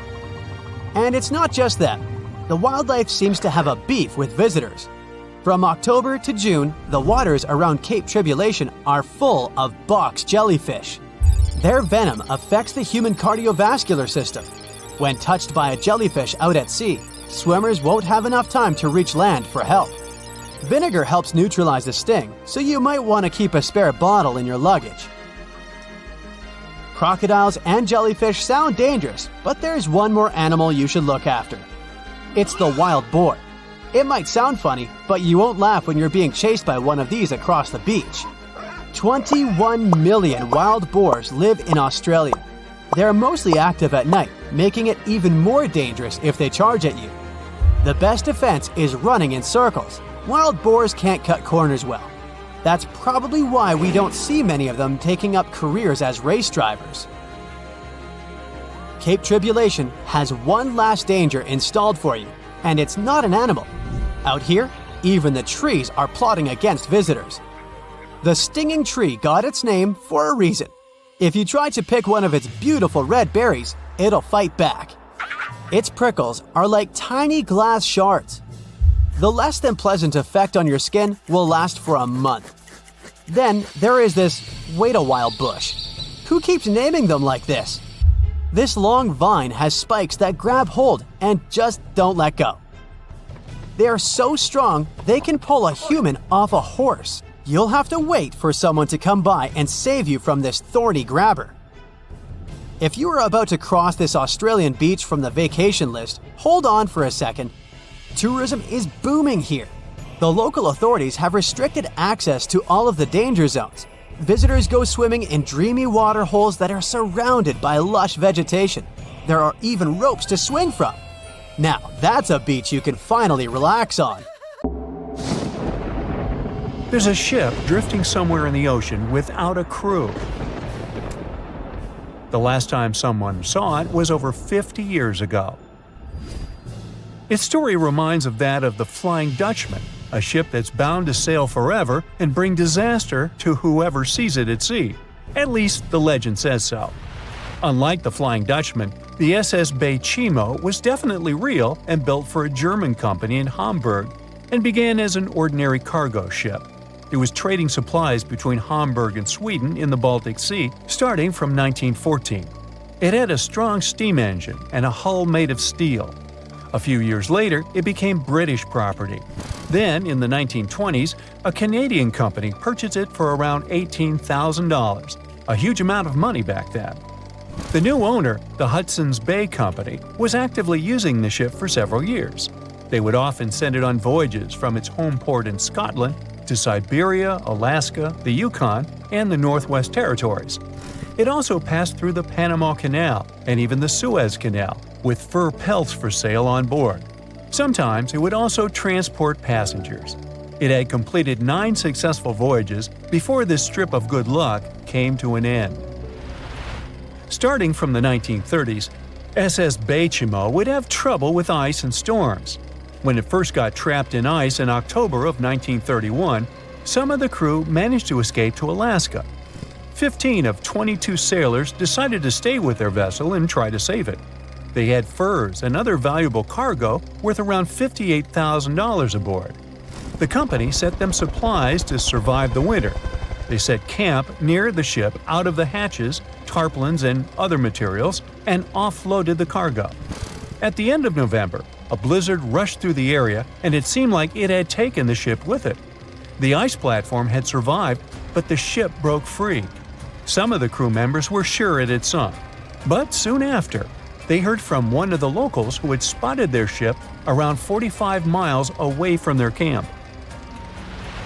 The crew moved on with their lives, and the ship started its journey as a runaway vessel. People would spot SS Bay Chimo once a year or so, all the way until 1965. It was mostly spotted off the coast of Alaska. A man going to Nome with his sled dog, along with prospectors, explorers, and treasure hunters, all claimed to have seen SS Bay Chimo. Someone tried to board it and take it to port, but ended up stranded on it for days because of horrible weather. Others got luckier and managed to take a whaleboat, some furniture, and other valuables from the vessel. Those who got close to the ship saw that it was damaged and missing the propeller. Still, it stayed afloat without a crew for at least 38 years and became the longest sailing ghost ship in history. In 2006, the Alaskan authorities started a project to solve the mystery of this ghost ship of the Arctic and finally find SS Bechimo, either still above or below the water. So far, the project has not been a success. SS Bechimo remains one of the estimated 4,000 ships that have disappeared off Alaskan shores. If the legend of the 17th century isn't lying, this ghost ship could be sailing somewhere along the Flying Dutchman. It belonged to the Dutch East India Company. Its captain managed to do the impossible for that time and sailed from Holland to Indonesia in only 3 months. They said he was flying over the sea, and some evil tongues explained that he had made a deal with evil forces to achieve that. Once the ship was sailing back home, its captain and crew disappeared without a trace. There are many versions of what happened to it. One of the first ones said it had tried to enter port at the Cape of Good Hope, got in a terrible storm, and sank as there was no captain to save it. Another legend says the captain had refused to obey the skies to let the ship sink during the storm. A scary life form then struck the boat and the crew, and it was condemned to forever wander without rest. Many sailors claim to have spotted the Wandering Dutchman. The Duke of York, who was to become King of England, mentioned having seen it in Australian waters. Right after spotting the ship, the man who saw it first fell from the top of the mast and didn't survive. There were more encounters with this legendary ship up to the middle of the 20th century. Ships would nearly collide with it as the Flying Dutchman jumped out of the blue. Scientists have a more logical explanation for this mystery: Fata Morgana, not to be confused with Hakuna Matata. Now, when you're out at sea on a hot day and the air is all wavy, it feels like when you look at the road on a scorching summer day. That's because of something called atmospheric refraction. When light passes through different layers of air with different temperatures and densities, it bends and twists. Sometimes, under certain conditions, this bending of light can create really bizarre optical illusions over the ocean, like sightings of the Flying Dutchman. The Fata Morgana phenomenon can make distant objects appear distorted, stretched, or even lifted above the horizon. So you can see a ship far away, but because of the way the light is bending, it will look like it's floating above the water or even disappearing and reappearing. A Fata Morgana is most commonly seen in polar regions, especially over large sheets of ice that have a uniform low temperature. But you can see it anywhere, even in deserts and over lakes on hot days. The first stories about ghost ships go all the way back to ancient Greek and Roman mythology. One of the most famous ghost ships in history is the Mary Celeste. This brigantine was traveling from New York City to Genoa and was fully stocked with provisions, but missing a crew when it was discovered in the Atlantic Ocean in 1872. The crew's personal belongings were also there, completely undisturbed. The final entry in their log was made 10 days earlier. We still don't know what happened to its crew, and the ship has inspired many spooky stories and legends. The Lady Lovibond was another legendary schooner that is believed to have been wrecked off the coast of Kent in the middle of the 18th century. The story tells that the ship's captain, Simon Reed, had just got married and took his bride on board for a celebratory cruise, despite the superstition that it could bring bad luck. They were on their way to Portugal when the first mate, who is also in love with the captain's new wife, went mad because of jealousy, attacked another crew member, and then took over the wheel and steered the ship straight into the dreaded Goodwin Sands. No one aboard survived, and the schooner is said to reappear as a ghost vessel every 50 years. In present times, many vessels become abandoned and turned into ghost ships intentionally. There are thousands of them floating in U.S. rivers, lakes, channels, and coastal waters. Some people lose their boats in storms and other extreme weather. Others have to abandon their boats because maintaining them can cost 10% of the boat's price. Plus, docking a vessel can add up to several $1,000s every year. Most boats have been made of fiberglass, so an owner can't just recycle them as scrap metal. So, once they want to get rid of it, they often tie it to a dock and sneak away, or leave it floating far away from the shore, or just try to sink it. When ghost ships sink in shallow waters, they can cause damage to coral reefs, mangroves, marshlands, oyster habitats, and wetlands. Plus, they can collide with unsuspecting regular ships and cause real trouble. So, don't do that. Enough said. For years, the world's most valuable shipwreck was just a legend, until now. It has finally been found, and among the wreckage was a real treasure worth $1.1 billion. To understand this better, we need to go back to 1622. That year, the mighty Spanish galleon Nuestra Señora de Atocha set sail from Havana, packed with riches belonging both to King Philip IV of Spain and to the wealthy members of the crew. We're talking about gold, silver, copper, and emeralds from Colombia, Peru, Mexico, and Venezuela. The cargo was so large, totaling more than 40 tons, and so vast that it took 2 months to transport it to the ship. The ship was also packed with people. There were 265 people on board. At first, everything went well, but then came the Florida Straits and trouble. The crew found themselves lost in the night that was not only cold, but also stormy. And before long, they were facing a powerful hurricane. The wind tore the masts apart. Giant waves destroyed the rudder, and soon, the Atocha was sinking toward the darkness of the seabed. The disaster that night meant a huge loss of wealth for King Philip IV, but even worse was the loss of life. Of the original 265 crew members, only 5 survived. They managed to climb up the mizzen of the ship, the only part that remained above water. With all that treasure gone, the Spanish were quick to spring into action and devised a salvage operation. 5 ships were sent to recover the cargo. The plan seemed simple and easy. After all, the hatches were securely locked, so the treasure could still be there. But almost immediately, things went wrong. For example, one of the 5 ships ran aground before it could even begin its journey. In the end, the search dragged on for 60 years, and many factors contributed to the mission's failure. That may not seem so bad today, but back then, divers didn't have the technology or safety equipment that we have today. Exploring the seabed was risky, and more often than not, it led nowhere. While searching for the Atocha, the rescuers found traces of another vessel, the Santa Margarita, the Atocha's sister ship. Another hurricane passed through the region a month after the sinking. The seabed became a jigsaw puzzle with pieces of the ship scattered everywhere. The rescue mission became almost impossible.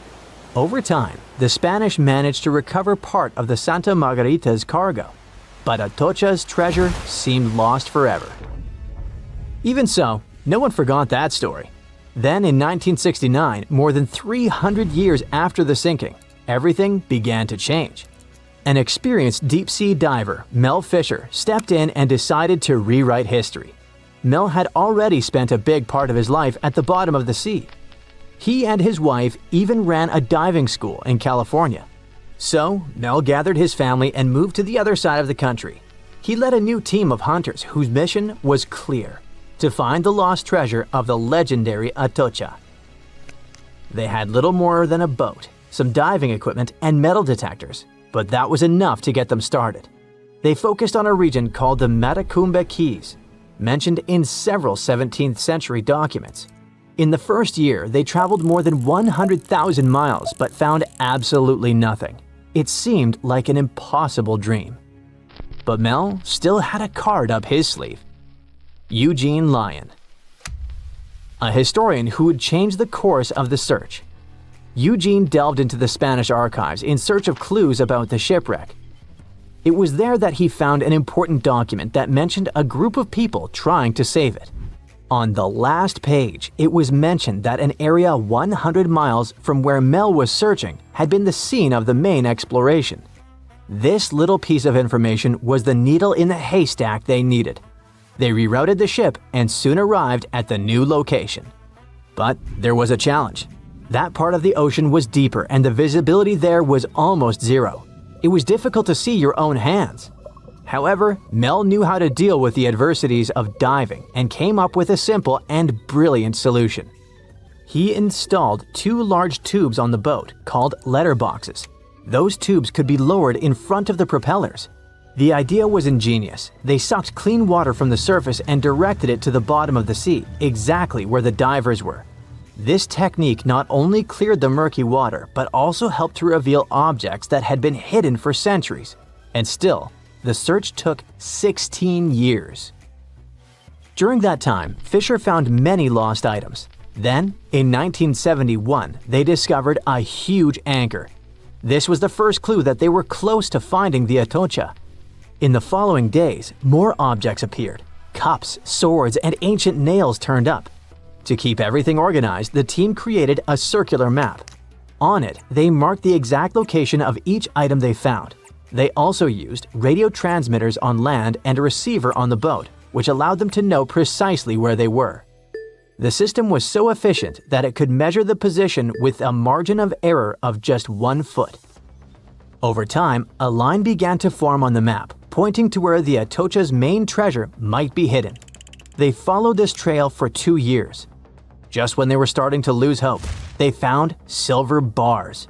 It was the year 1973. This opened the door to much bigger discoveries. The silver alone was worth over $100,000, but the real treasure was yet to come. On July 20th, 1985, valuables that would be worth around $1.1 billion today were finally discovered in the main hull of the ship. The treasure included 180,000 silver coins, 24 tons of silver bars, 125 gold bars, a collection of pearls, and 66 pounds of emeralds. Some of these finds were priceless, not only because they were rare, but because of their history. The Atocha Cross, the Royal Orb, and the Atocha Ring, 3 royal artifacts, were found in near-perfect condition. The Atocha Cross was the most valuable of all the artifacts. It had 9 brilliant green emeralds set in 22-karat gold. A true treasure from the past, shining once again after centuries underwater. Soon after the discovery, the state of Florida thought, wait a second, we want a piece of that treasure. They went to court, demanding a whopping 25% of the value. A bitter legal battle ensued and it lasted 8 years. It even went all the way to the Supreme Court. But in the end, treasure hunter Mel emerged victorious. He was even invited to The Tonight Show, showing off a massive gold chain found in the wreckage, wrapped around his waist like a belt. People called it the money chain, and for good reason.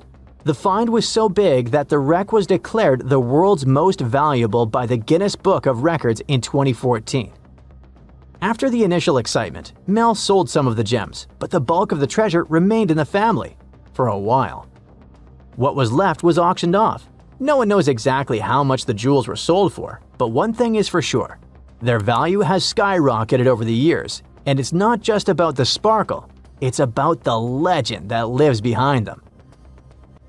Today, these treasures are part of the particular Museo collection, the largest private collection of the Atocha artifacts in the world. And no, they're not for sale. But the good news is that you can still see them. They're on display, shining brightly in homage to Colombia's rich history and the famous mine from which they came. The people behind them say that these emeralds are as iconic as the rubies of Mogok or the sapphires of Kashmir. And honestly, they're right. Be careful, one. Save yourself. We're drowning. Quick, check this out.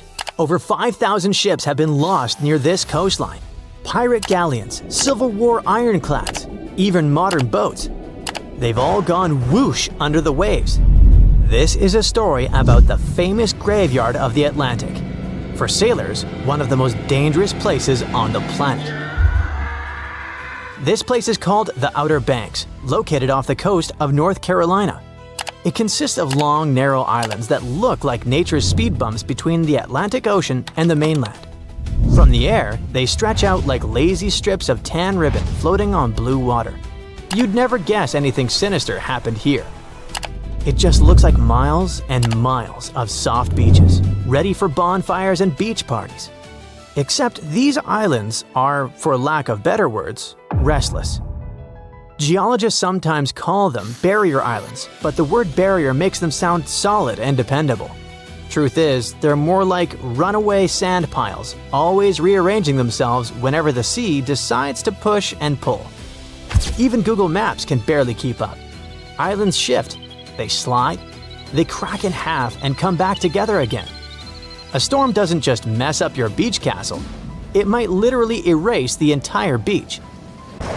In 1846, a hurricane punched straight through one of these islands and created an entirely new inlet that's been shifting ever since. One other cool example is from 2003, when Hurricane Isabel remodeled the landscape with a brand new 1,700-foot wide inlet. It cut a section of the island completely. People were stuck on the wrong side. The only way in or out was by boat or airlift because the road was completely underwater. Yes, an entire highway was washed off and submerged. There had to be at least one local who was like, "Hey, cool! I always wanted to live on an island inside another island." More recently, in 2017, a brand new island nicknamed Shelly Island suddenly appeared off Cape Point. People were walking on it, taking selfies, posting TikToks. Less than a year later, gone. Vanished back into the waves like some kind of magic trick. That's what makes this place so unpredictable. It's like the land is on loan from the sea, and the sea always wants it back. But why does this happen? Let's say you build a sandcastle right where the waves keep hitting. Not up on the dry sand, but right where the water's coming in and out. Every time you shape it, the water swooshes in and steals a little piece of it. Now imagine that instead of one castle, you're trying to build a whole island like that. That's basically what the Outer Banks do every single day. That's because these islands are made of sand, not rock. Just soft, annoying, squishy sand. And the ocean is constantly poking at them, stealing a bit here, piling up more over there, and rearranging everything like it's playing a giant game of beach Tetris. Now, add some powerful forces underneath the water. Here, the Gulf sends up a blast of warm water. The Arctic sends down icy waves, and they collide into a swirling milkshake that scrambles sandbars all over the place. This is what makes it so dangerous for ships. Imagine wearing a pirate hat and navigating your Black Pearl through something so unpredictable. Or even a modern cargo ship. The water's shallow, but it doesn't look shallow. The sandbars are underwater, but they move around. The currents are pulling your ship in every direction except the one you want. And even if you are a master helmsman, you still have to deal with fog so thick you can't see your own mast, followed by storms that smack ships around like toys. As you can see, it's not one single trap, it's the whole ocean acting like it's out to get you. And for thousands of unlucky ships, it did. This stretch of water has always been a magnet for pirates, scavengers, and anyone with an eye for opportunity. You probably heard about Blackbeard, the legendary pirate who plagued the American coastline in the early 1700s. His flagship, the Queen Anne's Revenge, sank near Beaufort Inlet in 1718. Stories say Blackbeard even blockaded the entire port of Charleston before his ship finally went down. And yep, it's still there. Divers found the wreck in 1996, and they're still pulling up cannons, gold dust, medical tools, and all kinds of 18th century pirate loot. Over the years, locals made a living salvaging whatever the ocean tossed onto their shores. Timber, tools, cargo. If it washed up, it got used. The now abandoned village of Wash Woods, located near the Virginia border, was famously constructed by survivors of a shipwreck. They used cypress planks from a ship that had washed ashore during a storm in 1889 to build the village along the Virginia beach.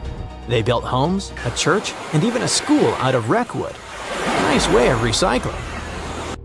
And then there's Nag's Head, which sounds like the name of a pirate bar, but actually comes with one of the coolest legends on the coast. According to local folklore, centuries ago, Wreckers in the area came up with a sneaky trick. They'd tie lanterns to the necks of old horses or nags and walk them along the dunes at night. From far out at sea, that bobbing light looked like another ship sailing safely near the shore. Captains would follow it thinking they were in safe water, only to slam straight into a hidden sandbar. Now, is that legend true? Probably not. Historians haven't found any solid evidence that it ever happened. However, when the ocean is sinking ships full of goodies near your shores, becoming a shipwreck scavenger starts to sound like a pretty solid career move. But even with modern technology, ships are still getting wrecked. In 2012, the tall ship Bounty sank off the coast during Hurricane Sandy. It was a modern tragedy with a very old pattern. A ship meets a storm, and the storm wins. The boat was actually famous. It was a Hollywood-built replica of the 18th century Royal Navy ship with the same name, created for the movie Mutiny on the Bounty. The original met its fate in 1789, when it was burned after the infamous mutiny. Then in 2020, the Ocean Pursuit, a commercial fishing vessel, ran aground near Bodie Island. And it's still there, slowly being swallowed by sand and surf. There are many similar examples. Whether you're a pirate, a U-boat commander, or just trying to catch some tuna, the graveyard of the Atlantic doesn't care. If you sail around here, you might just become part of the collection. And get this, we haven't even found everything yet. A lot of shipwrecks in the Outer Banks are still buried under sand dunes or lurking underwater. Some of them only show up when storms change things around, kind of like the ocean lifting a little peek of its curtain. Archaeologists keep finding new wrecks, even decades or centuries after those ships went missing. Who knows what else is hiding down there? It could be a real pirate treasure. Maybe some cannons or a whole ship lost to time. Not to mention that it's not just about money or gold coins. Every wreck is a time capsule, sealing away stories of people, technology, and history. To divers and archaeologists, that's a kind of treasure you can't put a price on. But if it's so dangerous, why do they still use these ocean routes? Even with the risks, ships still pass near the Outer Banks, since it's right in the way of a major shipping route. The Atlantic coast of the US is super busy, and the Outer Banks is positioned between northern ports and southern ports. If you're transporting goods, it's tough to find a shortcut without wasting time and fuel. Plus, modern technology does help. I guess the moral of the story is, get a better ship with GPS and sonars. The graveyard of the Atlantic is still open for business. Ships keep sailing through, storms keep rolling in. And the sea? On a fine summer night of August 30th, 1892, a shipping magnate took his family for a cruise on Lake Superior. They were traveling on the Western Reserve, which was supposed to be one of the safest ships of its day. It was made of a type of steel like that used to construct the infamous Titanic, and it ended up with a similar tragic destiny. The ship broke in two and was found only 132 years later in 2024. The 300-foot steamship was the first steel-plated freighter on the Great Lakes. One newspaper called it the Inland Greyhound because of how quickly it cut through the water. Peter H. Minch was the owner and inventor of this vehicle, which had been built just 2 years earlier in Cleveland. On the night of its last voyage, the ship set off toward Two Harbors, Minnesota. Minch brought along 5 of his family members: his wife, their 2 kids, his sister-in-law, and his niece. There were also 22 crew members aboard. It was a pleasant and smooth ride while they were sailing across Lake Huron. But as soon as they left Whitefish Bay, the lake turned wild, and the crew had to drop anchor for a while. Later that evening, as they entered Lake Superior around 9 p.m., a fierce summer storm moved in with powerful winds and crashing waves. Then disaster. The ship began to split in two. Within just 10 minutes, the Western Reserve was completely underwater. Everyone managed to get into lifeboats. The Minch family, with some crew members, took the wooden one, and the remaining 10 people got into the metal one. But the storm was so brutal that the metal boats sank right away, and only a few made it into the other lifeboat. That second boat floated for the next 10 hours. A steamship passed by, but didn't notice or hear the people calling for help. Around 7 o'clock the next morning, the lifeboat got within a mile of shore near Deer Park, Michigan. They were so close to safety, but sadly, the lifeboat flipped too, and they all ended up in the freezing water. The only survivor of this tragedy was 24-year-old Harry Stewart, the ship's wheelsman. He swam a full mile through the freezing water and made it to shore, almost unconscious but alive. He later mentioned he survived only thanks to a heavy-knit, close-fitting pea jacket. The Western Reserve was lost for over 100 years until a couple of determined explorers finally tracked it down. They spent over 2 years searching non-stop for the wreck off Michigan's Upper Peninsula. Daryl and Dan Ertl found it using a side-scan sonar that looks half a mile out on each side. One day, they saw a tiny blip on the left side of the scan. It was small, but Daryl measured the shadow, noticed that it was about 40 feet tall, and realized it must be something important. So they turned back and scanned directly over the spot. They saw cargo hatches and the wreck that looked like the ship had snapped in two, with one half lying on top of the other in an almost impossible position. Each piece measured around 150 feet long, and once they checked the width, they knew for sure that they had just found the legendary Western Reserve. Historians are still not sure why the vessel, that was supposed to be unsinkable, suddenly snapped in half, but they have a few solid theories. One idea is something called hogging. It happens when the ship rides up over a giant wave and the bow and stern are left hanging in the air with nothing underneath to support them. That puts a large amount of pressure on the middle, and it bends down like a stick when you're pulling both ends. Another plausible reason concerns the steel the vessel was made of. Back then, steel was the hot new substitute for iron. But quality control wasn't perfect. Some steel plates weren't made very well, which could have caused a serious weak point in the ship's body. There's also the chance that the ship didn't have enough ballast, which is the weight used to keep it stable, or maybe it wasn't balanced correctly. Sadly, just 8 weeks after the Western Reserve tragedy, another vessel that had been built at the same time with similar mill runs of steel plate repeated the destiny of its twin. The W.H. Gilcher was a steam freighter used to transport cargo between ports on the Great Lakes. It set out on what was supposed to be a routine trip on October 26, 1892. Loaded with over 3,000 tons of coal, the ship left Buffalo heading for Milwaukee. Captain Leeds H. Weeks and a crew of 18 were on board. Everything seemed normal at first, and by the afternoon of October 28th, the ship passed through the Straits of Mackinac and entered Lake Michigan. It was expected to reach Milwaukee by the 30th, but it never made it. A massive storm slammed into Lake Michigan and Lake Huron on October 28th and 29th, and created havoc on travel plans for many, many ships. When the storm finally passed and boats started pulling into port, people began to piece together what happened to the W.H. Gilcher. One captain who was sailing nearby on his schooner said he saw a large steamer battling the storm about 20 miles northwest of North Manitou Island around 8 p.m. on the 28th. The ship looked helpless, and there was no movement or sign of life. Another captain later saw furniture and parts of the ship's bridge floating in the lake near South Manitou Island. Then 2 more steamers picked up broken pieces of W.H. Gilcher's pilot house in the same area. It became clear that the storm had destroyed the freighter, and tragically, no one survived.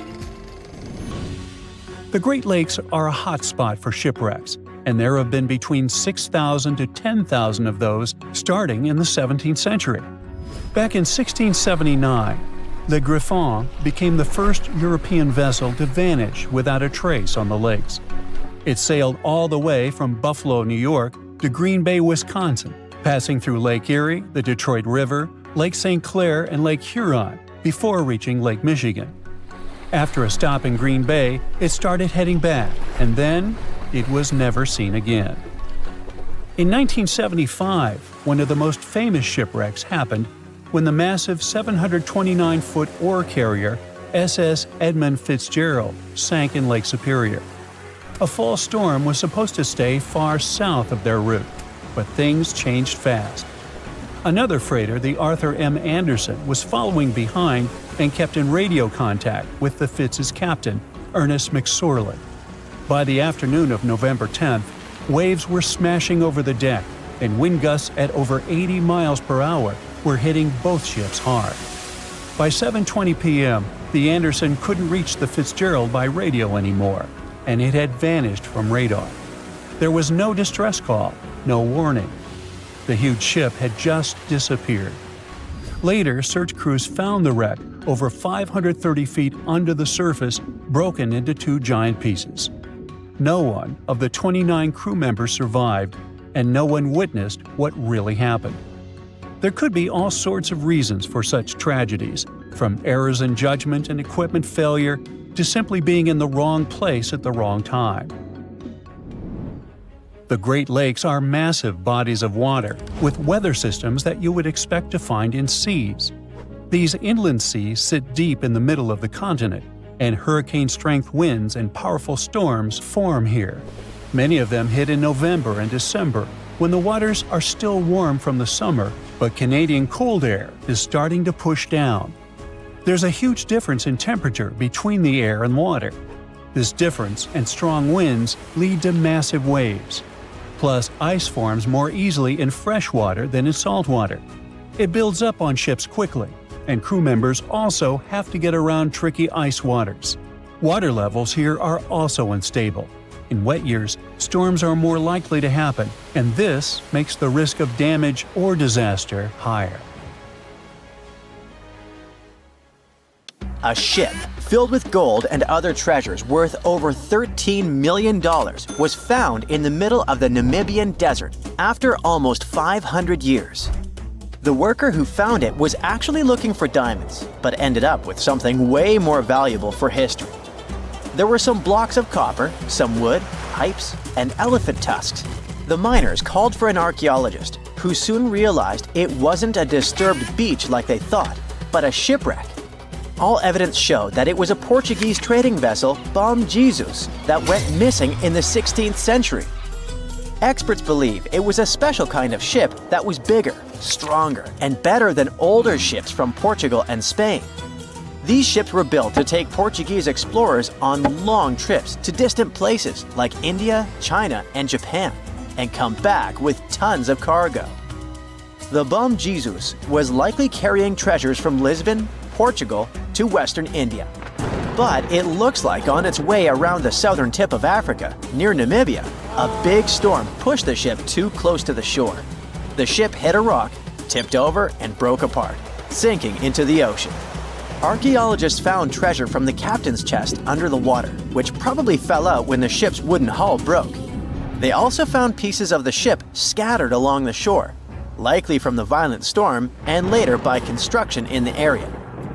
The storm must have been very fierce, but they didn't find many bones, which means most of the crew may have survived or were lost at sea. The ship was split into 3 sections and incredibly well preserved, thanks to the thick layers of sand that covered it and prevented rot. Archaeologists who studied the wreck discovered over 40 tons of cargo. There were cannons, swords, blocks of metal like lead and tin, fabrics, and tools that sailors used to navigate the stars while traveling across the ocean. The most exciting discovery was 1,845 copper ingots, weighing as much as 16 to 17 tons altogether. Those copper ingots, or pieces of pure metal, are still in great condition because the hull of the ship and layers of sand protected them from ocean water. The scientists even managed to read the trademarks on them on site, and learned they were made by a super wealthy German trading company. There were also more than 2,000 shiny gold and silver coins from different countries, and 105 enormous elephant tusks weighing about 2 tons. The tusks were likely supposed to become luxury items, like jewelry or carvings at the destination. Archaeologists took some DNA samples from the tusks and found that they came from West African forests and savanna elephants. Researchers were lucky that the ship was found in a restricted diamond mining area. No scavengers were able to get their hands on the treasures. The Bom Jesus remains the oldest and most valuable shipwreck that was ever discovered off the western coast of sub-Saharan Africa. Another shipwreck recently found by accident was buried under a 10-foot tall sand dune near the Caspian Sea. Some people call it the world's largest lake, and it has water levels that rise and fall over time because of the changes in weather patterns. These changes can move sand and uncover things like this shipwreck and other treasures along the coast. As the dune slowly disappeared, the ship started to show. Before digging it out, scientists worried that waves from the sea might damage the wreck. To protect it, they built a wall using thousands of sandbags to keep the waves away. When the ship was uncovered, they discovered it was a 3-masted, 92-foot-long merchant ship with a strong double hull. Wood samples showed the ship was built in the 18th to 19th century using trees like Scots pine, spruce, and larch from the Volga River area or the Caucasus. They even found buckwheat and plants from the same region, which were probably traded or used to feed the sailors. It proves that the ship was part of a group of merchant ships that once sailed the Caspian Sea. An amateur fisherman who was 20 feet under the sea off the coast of Turkey noticed some huge metal remains. He had an underwater camera, so he made footage of the discovery and took it to scientists. They immediately started an investigation and learned that it must be a shipwreck from the first decades of the 20th century. It could be one of the Ottoman Empire ships that had an important mission to deliver supplies, but disappeared without a trace. Scientists got permission to study this Black Sea wreck in detail to learn more about its mysteries. They're hoping to find its shipyard documents to find some answers, as the ship itself is in terrible condition and is tricky to work with. Robot submersibles that belong to an oil and gas company noticed hundreds of intact ancient storage jars sitting on the seabed in the eastern Mediterranean. Experts think those jars are 3,300 years old. This makes the find the oldest shipwreck from the deep sea.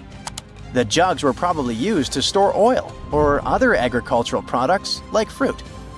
This proves that the people who made them organized maritime trade and had incredible navigational skills. It looks like the ancient mariners managed to traverse the Mediterranean Sea without a line of sight to any coast.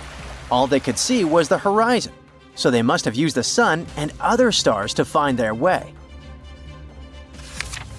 Off the coast of Sicily, under 20 feet of sand and rock, archaeologists found a shipwreck so old that they aren't even sure what materials were used to build it. They think the ship is from the 5th or 6th century BCE, which means it's over 2,500 years old. This ancient ship wasn't alone.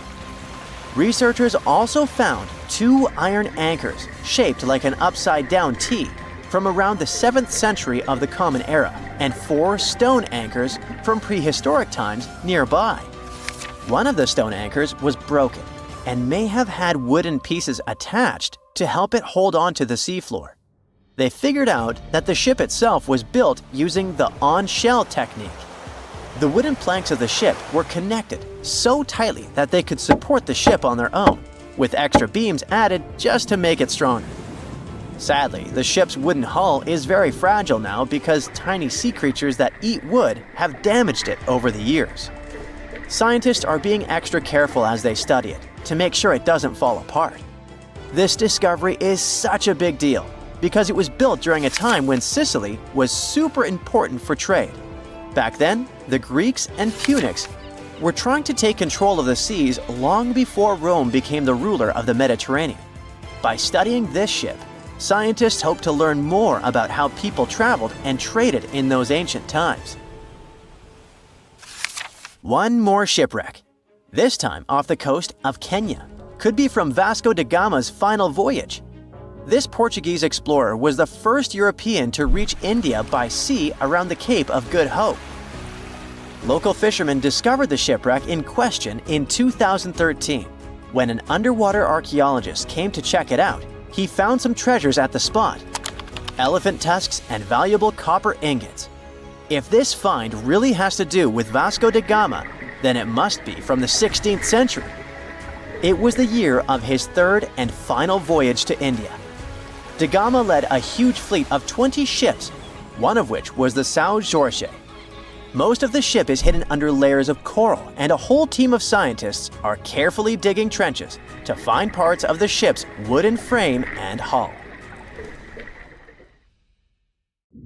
A Portuguese archaeologist just discovered a bunch of sunken ships filled with gold, including a Spanish galleon with 22 tons of gold and silver.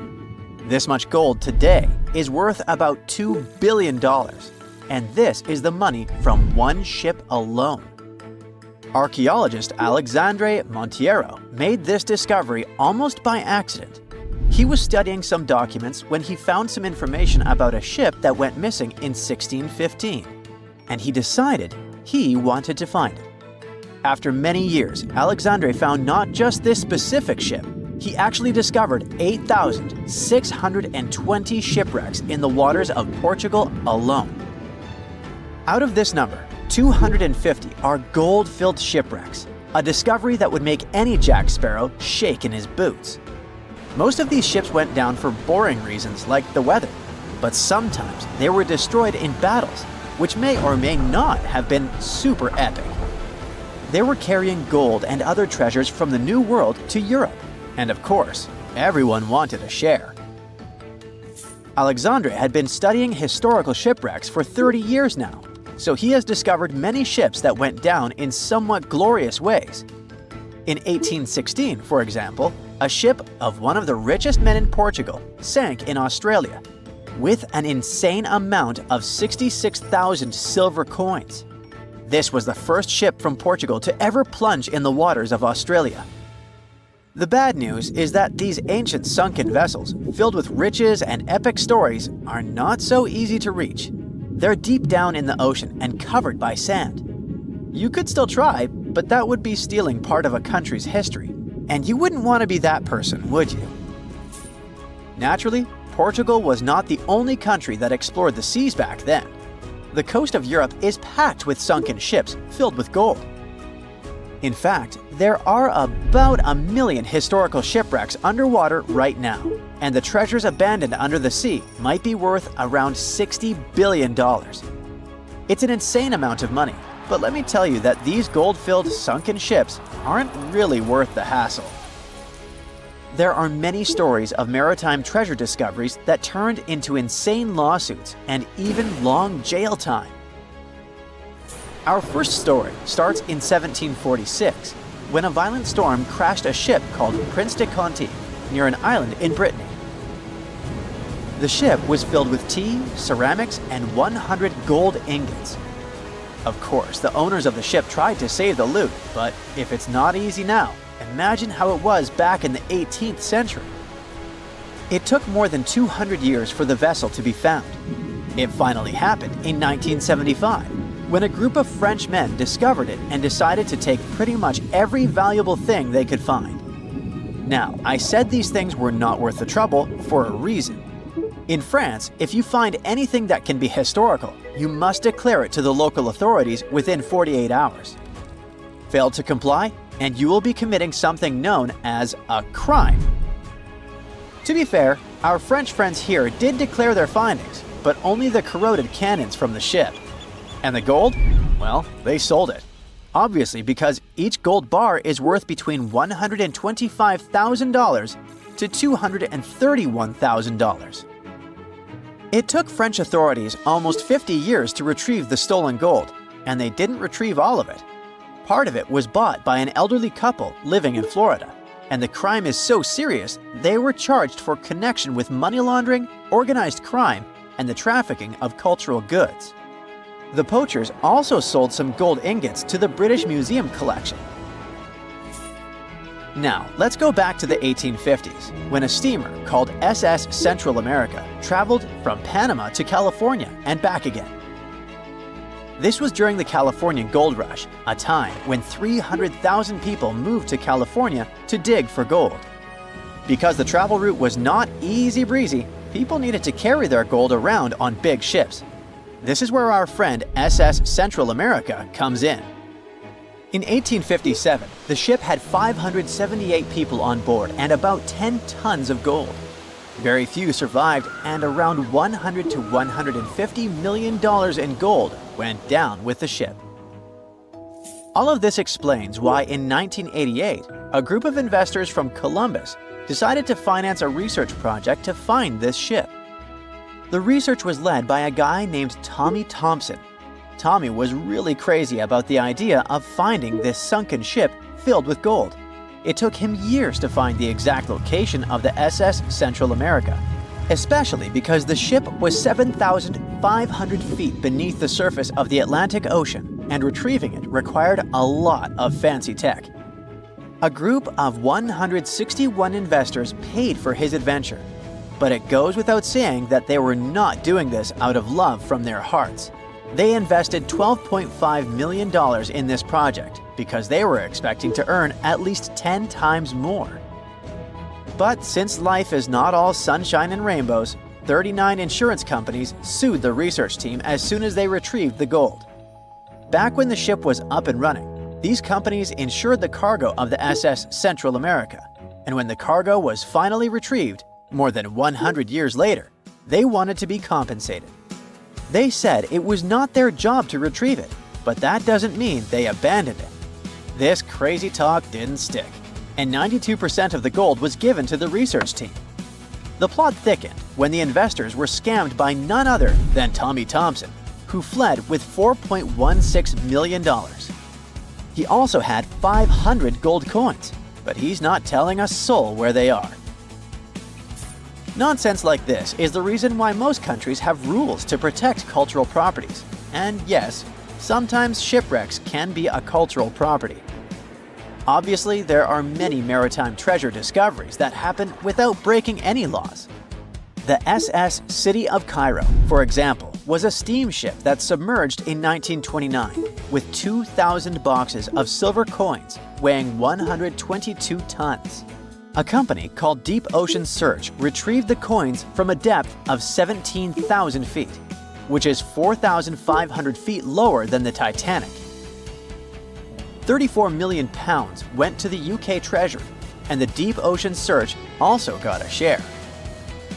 The good news here is that some of the coins can be bought by collectors, legally. Paying for a treasure is probably the closest you can get to an underwater archaeology find. I know, all I did was destroy your piracy dreams. But while raiding gold-filled shipwrecks may be a crime in most countries, or just financially impossible for us mere mortals, not all hope is lost. There is about $771 trillion worth of gold lying on the ocean floor, and it doesn't have an owner. It's like an underwater gold mine, except the gold is in the water. You know how the water of the ocean is salty? Well, the gold gets mixed with the minerals in the water, so it's not like you stumble upon a gold nugget on the beach. Each liter of ocean water has 13 billionths of a gram of gold, and it's very difficult to extract such tiny particles of gold from the water. But that doesn't mean people haven't tried, and, of course, there's been a scam here too. In the 1890s, a guy claimed he had invented a thing that would suck gold from the seawater. When he got enough money, he fled the country with the cash. If you really want to get some gold, you could try to extract it from the Earth's core, which has 1.6 quadrillion tons of gold. There's 16 times more gold in the Earth's core than what humans have mined in the whole of history. No hoax involved here, because nobody has dared to go down there yet. With archaeologists discovering gold-filled sunken ships out and about, maybe we can make our own maritime treasure discoveries, or at least save enough money to buy some silver coins. In some regions of the Pacific Ocean, ships sink very easily, which is why it is feared by many sailors. Although there are many routes in that area, there are some that few dare to risk because crossing them can mean facing extremely dangerous forces of nature. If you need to travel from Asia to America by ship, The most obvious route would be the shortest and quickest. That is, a nearly straight line under the North Pacific Ocean. But instead, it might be better to avoid crossing this place and opt for longer and more expensive, but much safer routes. There is not one, but several reasons. The Pacific is home to some of the most dangerous waters in the world. When we open a world map, we usually see that the Pacific Ocean is kinda divided, which prevents us from realizing how big it is. But in reality, this giant covers almost a third of Earth's surface. It's about 10 times larger than the smallest ocean in the world, the Arctic Ocean. In other words, when crossing it, the chances of being cut off from any landmass are very high. And in cases of emergencies, mechanical failures, or even storms, help might take days or even weeks to arrive. This significantly increases the risk of serious accidents, the possibility of cargo loss, and, in more serious cases, something even worse. Now think about it. A ship journey from Santos, Brazil to Cape Town, South Africa covers a little more than 3,400 miles.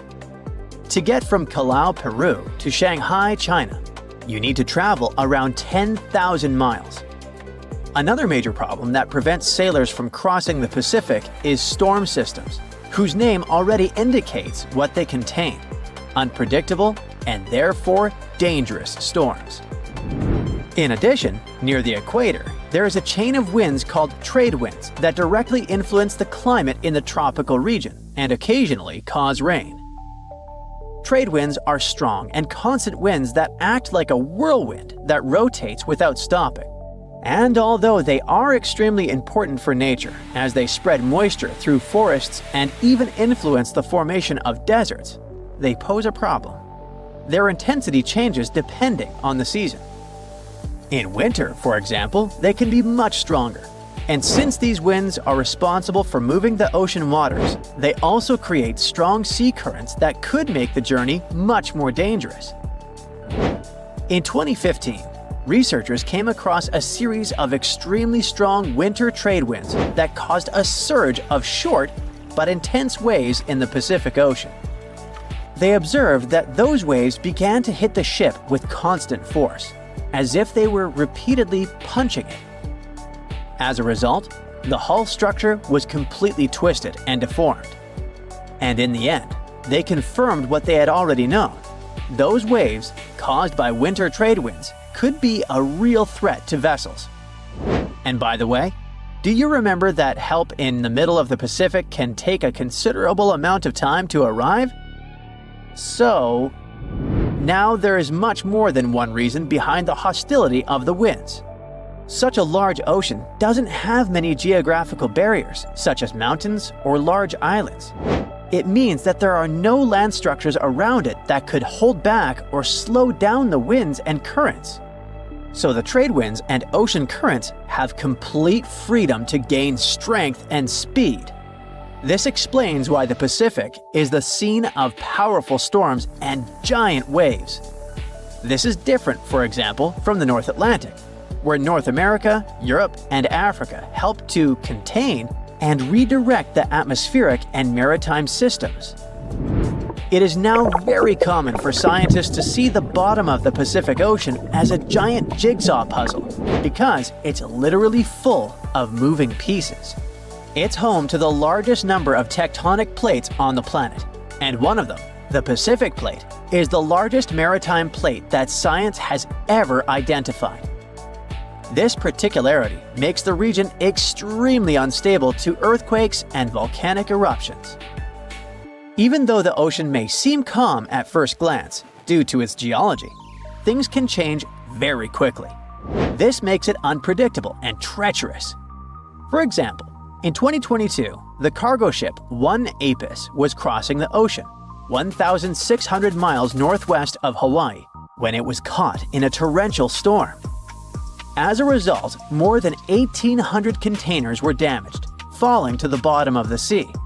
Hundreds more collapsed on the deck, turning into a real-life steel domino due to the force of the wind. The captain managed to steer the ship to Japan. The journey lasted about a week, and it was only when they got there that they understood the extent of the loss. But it wasn't just the one Apis. The following year, the ship Maersk Essen lost about 750 containers, while the Maersk Eindhoven lost more than 260. In both cases, the routes were bound for Asia. These three alone have already accounted for much more than the global annual average of containers lost at sea, which is about 1,382 per year. And the most curious thing is that these events happened in winter. Speaking of winter, it was in the winter of 2020 that the Pacific made history. Scientists recorded a 58-foot-high wave in the ocean, which is equivalent to the height of a 5 or even 6-story building. In general, a wave is considered giant or extreme when it's more than twice the height of the others around it. This one, however, was almost 3 times bigger than the rest. Now, it's important to remember that despite being rare and scary, these waves are not a tsunami, as they're caused by wind. Tsunamis, on the other hand, usually occur after underwater earthquakes or volcanic eruptions. Another big monster of the Pacific are typhoons, and the 2024 typhoon season confirmed this. One of the highlights was Hurricane Christy. It did not touch the crust, meaning it did not cause direct damage, but we cannot underestimate it. Christy reached Category 5 on the Saffir-Simpson scale, which is the maximum level. A hurricane of this degree is considered catastrophic, so it's no wonder that it was powerful enough to generate huge waves and extremely dangerous rip currents. In addition to this, there was also Super Typhoon Yagi, which hit the Asian continent with such force that it gained the reputation of the most powerful in the last 70 years. When it arrived in Vietnam, it caused around $1.6 billion in damage, destroyed infrastructure in several cities, and left a trail of victims wherever it went.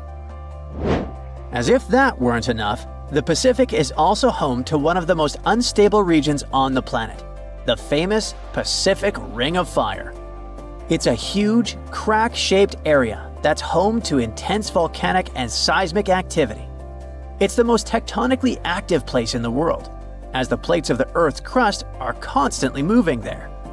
They move apart and collide, or grind against each other, which causes the region to experience earthquakes and volcanic eruptions all the time. Seismographs record some type of tremor there every 5 minutes. This dangerous region is responsible for about 90% of the planet's earthquakes. So, 9 out of 10 tremors occur within this ring, which stretches across the northern Pacific. And the worst part is that it doesn't just affect North America or Asia. In 2023, tremors linked to the Ring of Fire were felt in several Latin American countries, such as Argentina, Chile, Ecuador, and Peru. There was a trail of destruction, and the lives of around 15 people were lost. There's no shortage of reasons for ships to avoid the shortest route across the Pacific and opt for longer routes. As the popular saying goes, prevention is better than cure.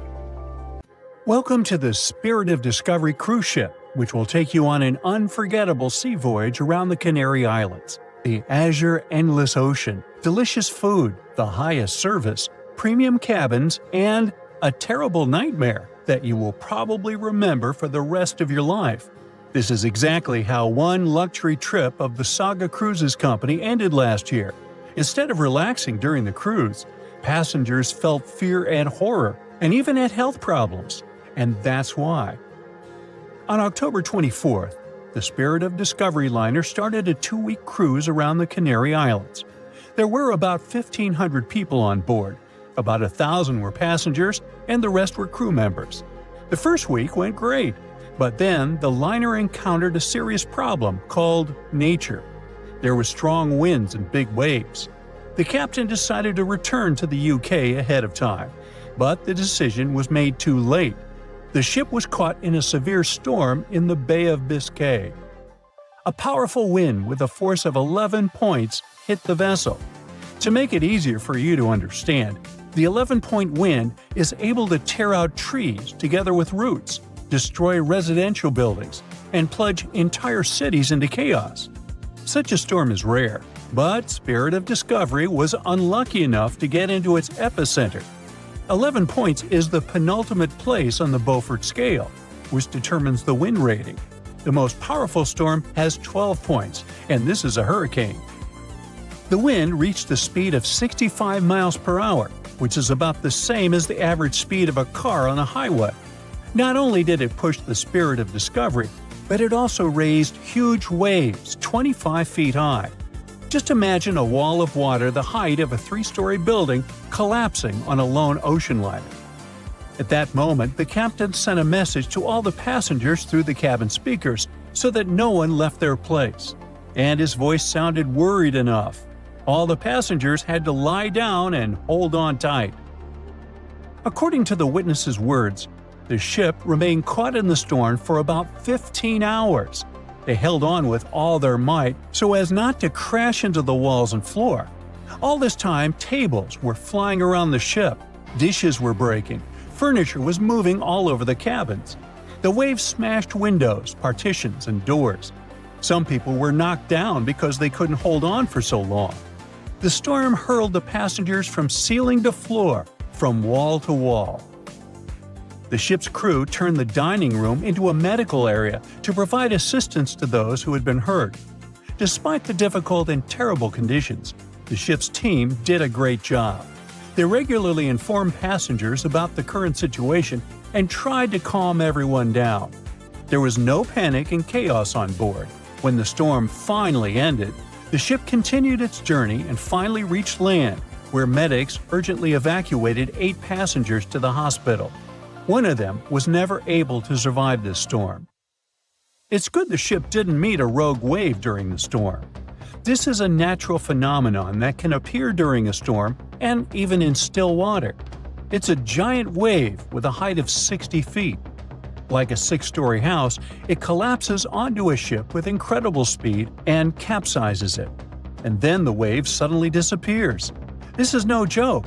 A similar wave has been recorded in the Gulf Stream off of Charleston, South Carolina. It's scary to get in its way. Now, let's go back to the past to remember one of the most terrible maritime tragedies. No, we're not talking about the Titanic. We'll talk about the Greek liner Laconia, which set sail from the English port of Southampton on December 19, 1963, with more than 600 people on board. However, just 3 days later, a terrible tragedy happened to the ship in the boundless waters of the Atlantic. At 11 p.m., in the barbershop hall, an electrical malfunction occurred. The problem led to a fire, which quickly spread to other rooms. The crew couldn't cope with it, since the fire was spreading too fast. The ship's team turned on the fire alarm, but there was no command to leave the vessel. Only 2 hours later, the captain ordered the passengers to evacuate. All this time, people were either relaxing in their cabins or enjoying a party in the ballroom. The crew was probably trying to put out the fire without causing panic. However, when the situation became critical, the evacuation began. People panicked and ran to the lifeboats, but many didn't manage to get inside. One of them was John Morris. He survived this catastrophe and shared his memories of how he put his family in a lifeboat while he stayed on board the ship. He didn't even have a life jacket. Since there was nowhere to go, the ship's crew opened a bar so that people could relax a little. However, at that moment, boilers began to explode inside the ship, and it became clear the vessel wouldn't stay afloat for too long. John Morris decided to jump into the water right in his tuxedo. As soon as he was overboard, he grabbed onto a piece of wooden deck cargo and swam as far away from the ship as he could. The giant liner could sink at any moment, and when such a huge object goes down to the seabed, it forms a water funnel that pulls along everything around. Rescuers arrived at the scene sometime later. Fortunately, John Morris's pregnant wife and young son were alive, but his mother-in-law unfortunately didn't survive the disaster, like many other people that day. Of course, after this incident, the Greek Ministry of Merchant Marine initiated a thorough investigation. For 2 years, they collected information from passengers and the captain, studied the technical characteristics of the ship, and eventually came to certain conclusions. According to them, the ship's crew gave the evacuation order too late. Not all passengers were able to get into lifeboats, but half of those boats remained on board because of the chaos that prevailed during the evacuation. Several officers of the liner were accused of negligence, but the captain and his first mate received the most criticism. As for John Morris, he stated that he felt himself under protection that day. Another unusual story happened on a cruise ship relatively recently. Spoiler alert, the ship didn't sink, there was no evacuation, and the weather was good. However, for many passengers, this journey became a real challenge. Imagine that you've been working for a long time and saving up money to go on your dream trip on the Celebrity Mercury cruise ship in the Caribbean. You arrive in South Carolina, from where the ship begins its journey. You get on board, looking forward to a week's rest. At first, everything is fine. People are having fun, chefs are cooking delicious dishes, and beautiful daytime landscapes turn into night parties. But then suddenly, many passengers start throwing up. Someone is in a hurry to go to the toilet, and someone stays and vomits right in the halls. The cruise turns into chaos. More and more people feel terrible because of unknown poisoning. You also visited the restaurant and eaten seafood, but fortunately, the disease has avoided you, which can't be said for more than 400 other passengers. Almost every 1 in 4 people on board face gastrointestinal problems. There were almost 2,000 people, and a quarter of them are in bad condition. Crew members do endless cleaning. They wash the deck, give people nausea pills, and ask them not to leave the cabin till the illness passes. The captain sends several samples ashore to determine what caused the poisoning. Unfortunately, the cruise is already ruined, and all the passengers have unpleasant memories. So the company organizing the trip issues certificates that can be used on future cruises. It's not the most pleasant experience, but it's still better than nothing. Now, imagine if, instead of just feeling sick, people got infected with some kind of bacterium that would turn them into zombies. It would be much more exciting and scary. Now, do you think you could survive on such a ship full of zombies? And how would you do that? Tell me about it in the comments. The year was 1865. It was a boom of migration worldwide, with novel places discovered and new settlements created. Without planes like we have now, a ship was the only way to escape from the old life and journey towards a new, hopefully brighter future. So, a voyage like that was quite a regular thing to do. More than 500 immigrants safely reached Queensland, and the ship was supposed to head back to London sometime later. It was indeed a long journey, but not many people were willing to return to England. After all, they had chosen to come to Australia to create a brand new life. So it was only natural that the ship would come back nearly empty. However, the return trip was still quite lucrative, thanks to the cargo the ship would carry. The amount of produce ready to be shipped was substantial, primarily consisting of wool soaked in arsenic, tallow, and hides. It was 2 birds with 1 stone.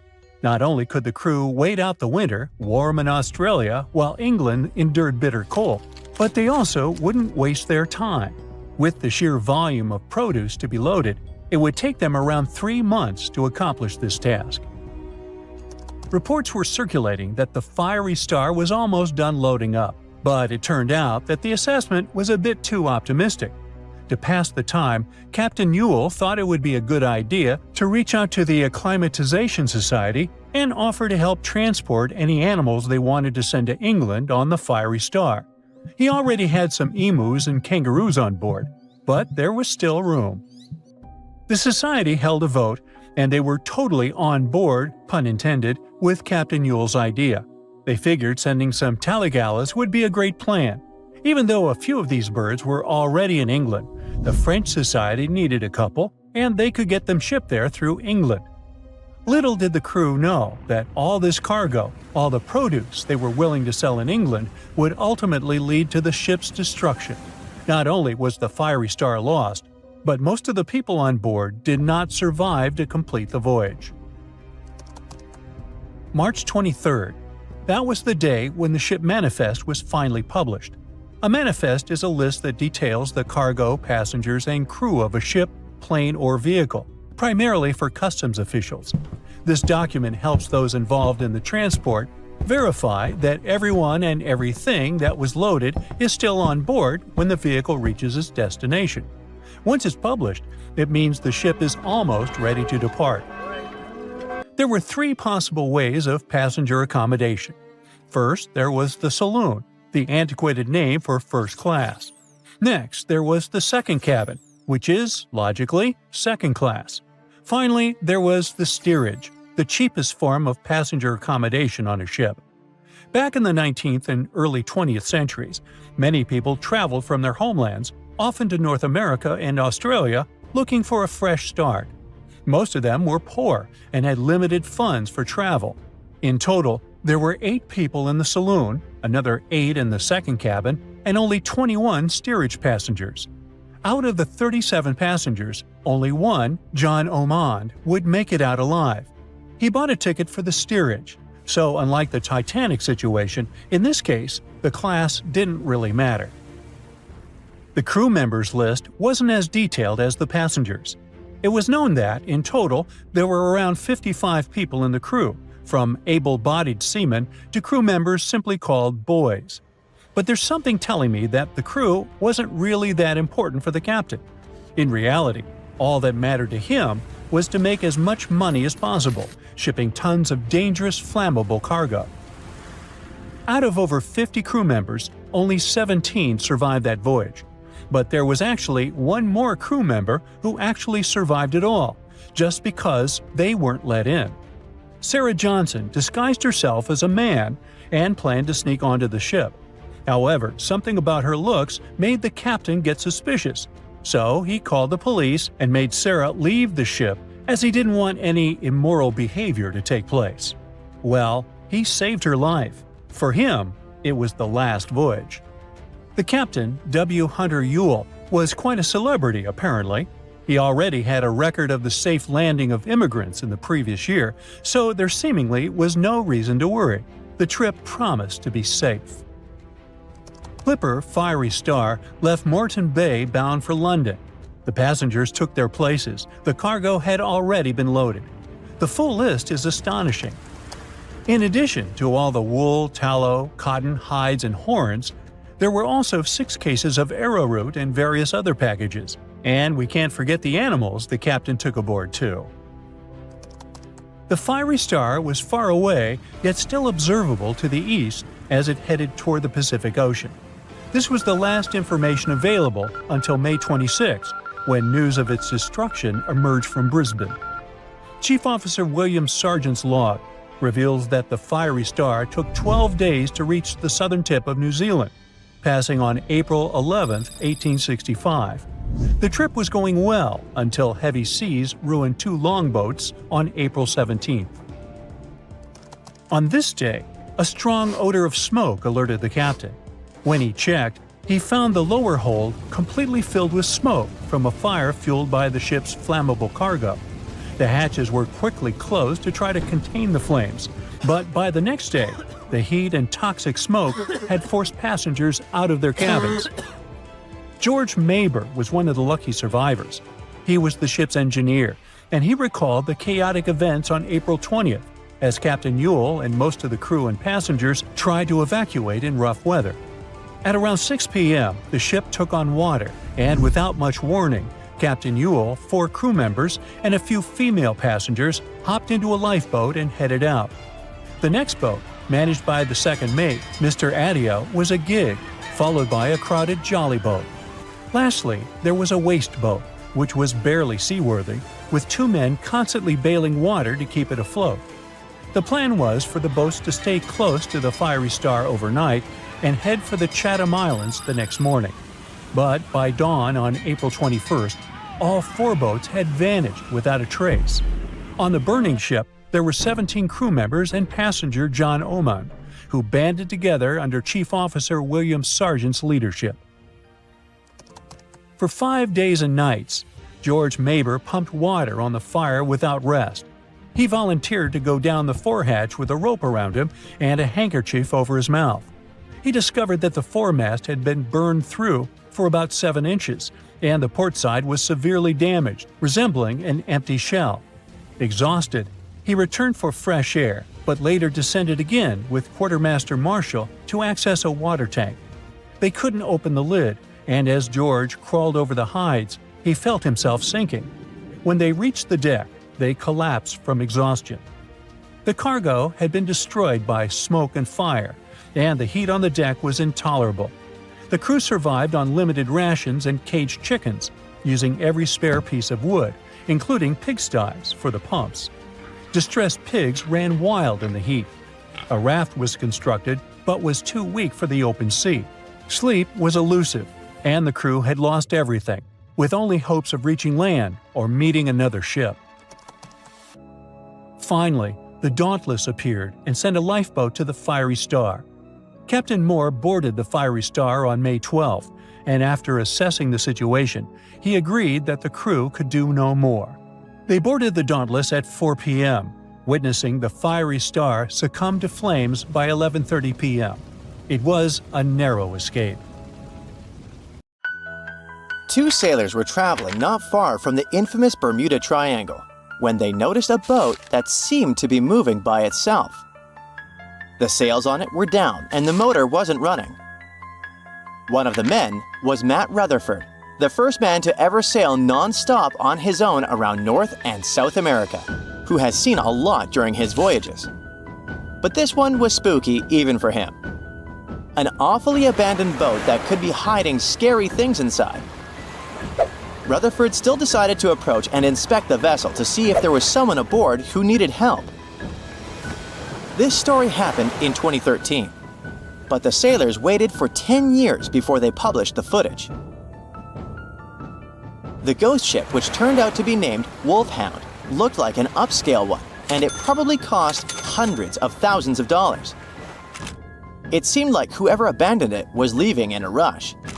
There were clothes and other personal belongings all over the main cabin. Some parts of the ceiling had fallen and some drawers had popped open. Rutherford was afraid to open doors in cabins, so he carefully searched the boat step by step, and luckily found no people who would need help. The sailors decided to tow the ghost ship back to Bermuda. It wasn't easy because Wolfhound was bigger and heavier than their boat. After days at sea, the crew was running low on fuel and asked a passing freighter to stop and give them some gas. They kept pulling Wolfhound with just sail power until the tow line got wrapped around the rudder, and they realized they could get stranded in the Bermuda Triangle. So they had to abandon the ship. After another 23 days in the Atlantic, they finally reached Bermuda. As it turned out later, the mysterious ghost ship belonged to an Irish Yacht Club member. It got caught in a storm with waves that were 20 feet high and super strong winds, and couldn't continue its voyage. A Greek cargo ship rescued the crew, but they had to leave the ship. Rutherford and his crew found the yacht 9 weeks later. Wolfhound is one of more than 50 ships and 20 planes that disappeared in the Bermuda Triangle since the mid-19th century. The first ship, at least officially documented, was the USS Pickering. It departed from Delaware to the West Indies in 1800. There were 70 people aboard. No one ever heard anything from them ever since. And perhaps we'll never know what exactly happened to them and where the ship is now. The largest ship that has ever disappeared in this mysterious area is the USS Cyclops. In March 1918, carrying a crew of 306 people, the USS Cyclops left Barbados and headed home to Baltimore. It had tons of dense manganese ore on board, which was used in steelmaking. Something happened during its 9-day voyage when it was passing through the Bermuda Triangle. The last message from Cyclops said, "Weather fair, all well," and then it disappeared forever, without even an SOS signal. Another ship that the Bermuda Triangle supposedly took forever was the Cotopaxi in 1925. It was loaded with coal and had a crew of 32 people on board. Its trip was supposed to go from Charleston, South Carolina to Havana, Cuba, but something went wrong and the ship disappeared. Recently, scientists discovered that the Cotopaxi was lying at the bottom of the ocean, about 35 miles from St. Augustine, Florida. Divers who like to go down to the wreck nicknamed this spot the Bear Wreck, but didn't realize they were exploring the remains of the Cotopaxi. One of them, Michael Barnett, was trying to identify the wreck for over 15 years. He carefully measured different parts of the shipwreck that survived underwater with his team. When they compared these measurements with old blueprints of the Cotopaxi, they saw that everything matched up perfectly. The size and position of the boilers were exactly as described in the blueprints. This helped them confirm that they had found the Cotopaxi, and it looks like there was nothing mysterious about its disappearance. It was a combo of bad maintenance, poor care, and rough weather. Many of the hatches used to access the cargo hold where the coal was stored were either broken or missing. This meant that if the ship ran into a storm, water would easily get into the cargo hold, and the ship would get unstable and sink. As the Cotopaxi sailed off the coast of Florida, it met a tropical storm. Just before it disappeared, it sent out a distress call. It was near St. Augustine, so all the puzzle pieces fell into one place.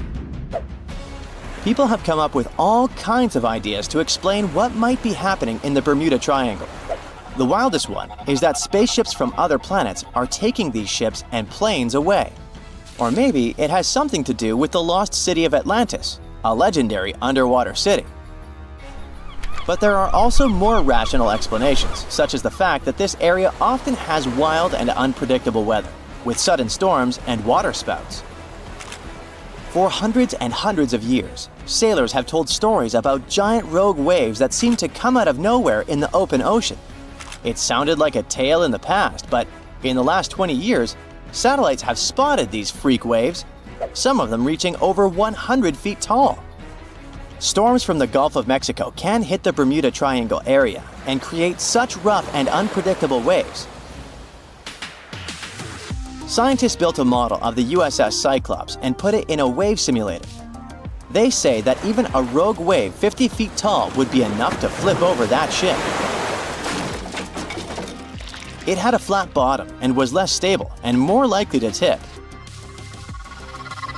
There are also lots of hills and deep valleys on the ocean floor, which can be dangerous if a ship isn't navigating carefully. Sometimes things can go wrong with engines, communication systems, or other equipment.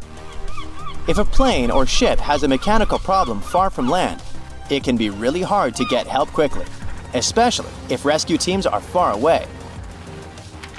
The Bermuda Triangle also has magnetic anomalies, so in some parts of it, the compass might point in the wrong direction. And then there are human mistakes, like misjudging distances, making wrong turns, or not listening carefully to directions. This is what happened to Flight 19, a group of planes that went missing. The leader of the flight, Lieutenant Charles Taylor, decided to fly into bad weather without all the equipment they needed. He was also tired, so it was really hard for him to make good decisions. Disappearances in the Bermuda Triangle don't really happen more often than in other parts of the Atlantic Ocean, where a lot of ships and planes travel. They just attract more attention and talks. You still won't find the Bermuda Triangle on any map, and it doesn't have official borders. So we might never be able to solve its mystery because we can't be sure it even exists. But maybe we need to be worried about another Bermuda Triangle, the one up in space. This space triangle doesn't make things completely disappear, but it messes with the equipment on the spacecraft, causing glitches and makes things stop working for a while. The Bermuda Triangle of Space, which is more officially known as the South Atlantic Anomaly, is a unique area above the Earth that stretches over parts of South America and Africa, from Chile all the way to Zimbabwe. It sits right where a part of Earth's magnetic shield is weaker than usual. When a satellite passes through this area, thousands of high-energy particles, especially protons, hit every square inch of it every second. To keep satellites safe from this radiation, Space agencies often put them in sleep mode when they pass through the SAA. The Hubble Space Telescope passes through the SAA about 10 times a day and spends about 15% of its time in sleep mode because of this anomaly. Even astronauts on the International Space Station, ISS, which also travels near this zone, have to be careful about radiation. Parts of the ISS, like the kitchen and sleeping areas, have extra shielding to protect them. If we're happy enough finding a few bucks we forgot about in our pockets, just imagine stumbling across $13 million in a place you'd never expect. That's exactly what happened to a group of diamond miners working in the Namibian desert.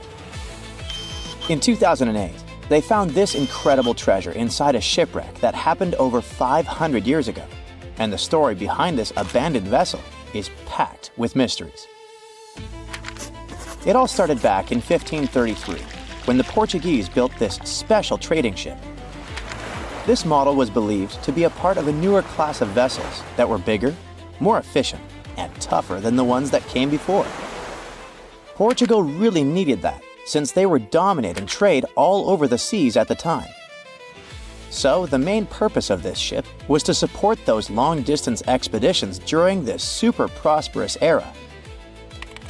On March 7th, the Portuguese decided to test their impressive new ship, and on that fresh spring day, big vessels sailed down the Tagus River and out into the Atlantic, with flags flying and colorful fabrics draping from their tall masts.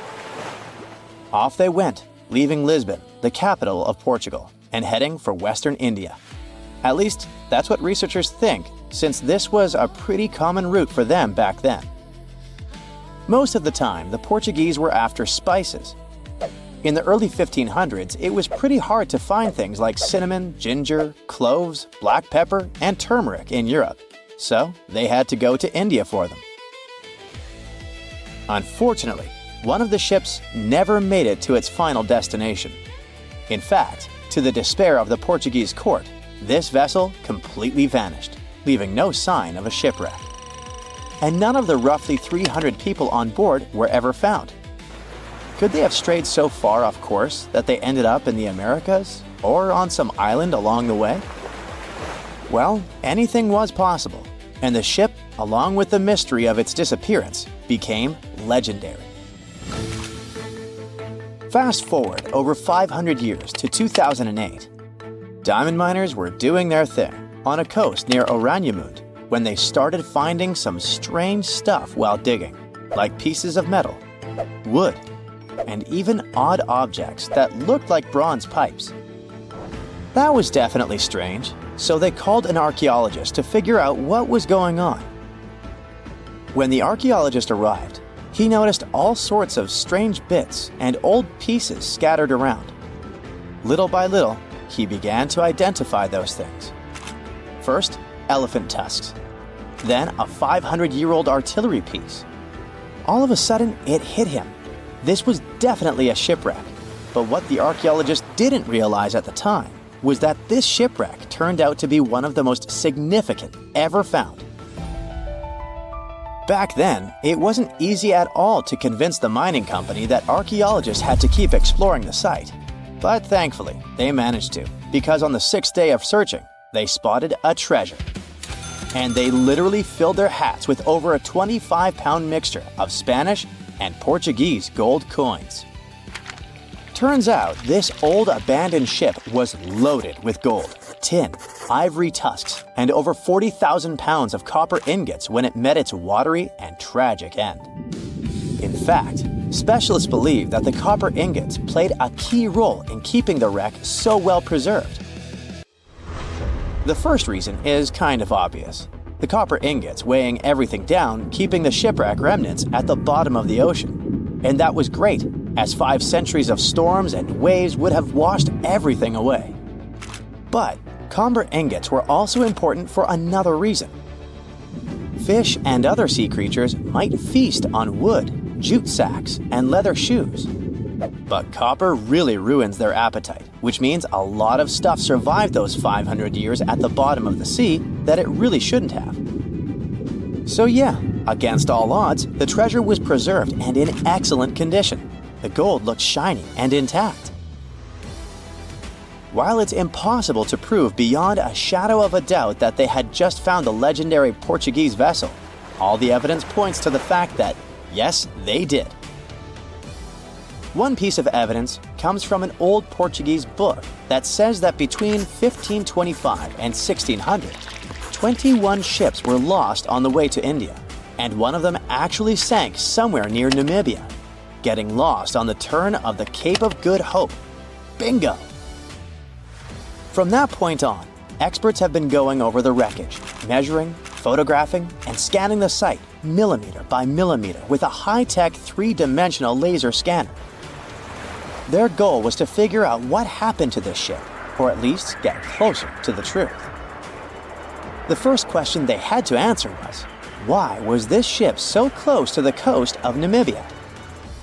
We're talking about great sailors who probably knew that that stretch of coast was famous for its storms and fog. What happened then? It seems that 4 months or so after its grand departure from Lisbon, the fleet was struck and scattered by a huge storm. So the most likely explanation is that the combination of bad weather and heavy cargo forced the captain to run the ship aground on purpose. According to one theory, he dropped the front anchors and slowly beached the ship. Then it hit an underwater rock in the surf, rolled over in the big waves, and all attempts to free it failed. It began to break apart, starting with the upper structure. At that point, the treasure chest fell out of the captain's cabin and sank down to the seabed. It eventually got crushed and pinned down, but it was also protected by a big piece of the ship's side that broke off when the hull fell apart. Okay, but what about the people on board? Winter storms along the Namibian coast can be brutal, with winds over 80 miles an hour and huge waves, making it nearly impossible to get ashore. But if the storm calmed down at some point, it is possible that the shipwreck had survivors. I mean, some human toe bones were indeed found, suggesting at least one person didn't make it. But these were the only human remains that were recovered. There weren't many personal belongings found either, which leads archaeologists to think that most people on board likely made it to land despite the ship breaking apart. But we can't really say this was a happy ending. Yes, most of them might have survived the shipwreck, but they ended up in one of the harshest places on Earth, an empty stretch of sand and scrub for hundreds of miles. It was winter, so they were cold, wet, and exhausted, with no hope of rescue. Nobody knew they were alive or where to find them. Plus, no ships were likely to pass by, since they were far off the usual routes. Going back to Portugal seemed impossible. After the first round of exploration, researchers found that the ship's remains were scattered across 3 large sections along the coast of Namibia. In the end, more than 40 tons of cargo were recovered from the site, and thousands of different artifacts were found and cataloged, including lead, tin, textiles, and even some astronomical instruments. So, you might be asking, who got the gold? I'll just say that it didn't go to the miners or the archaeologists. According to the researchers involved, every single coin was handed over to the Namibian government. After all, that is the usual procedure for random ships found on the beach. But this case wasn't that simple, as there is an exception to this rule. If the ship found is a state ship, the country that owns it has the right to receive the treasure. In other words, everything they found inside this old abandoned vessel actually belonged to Portugal, no matter that it all happened ages ago. But the Portuguese leaders apparently allowed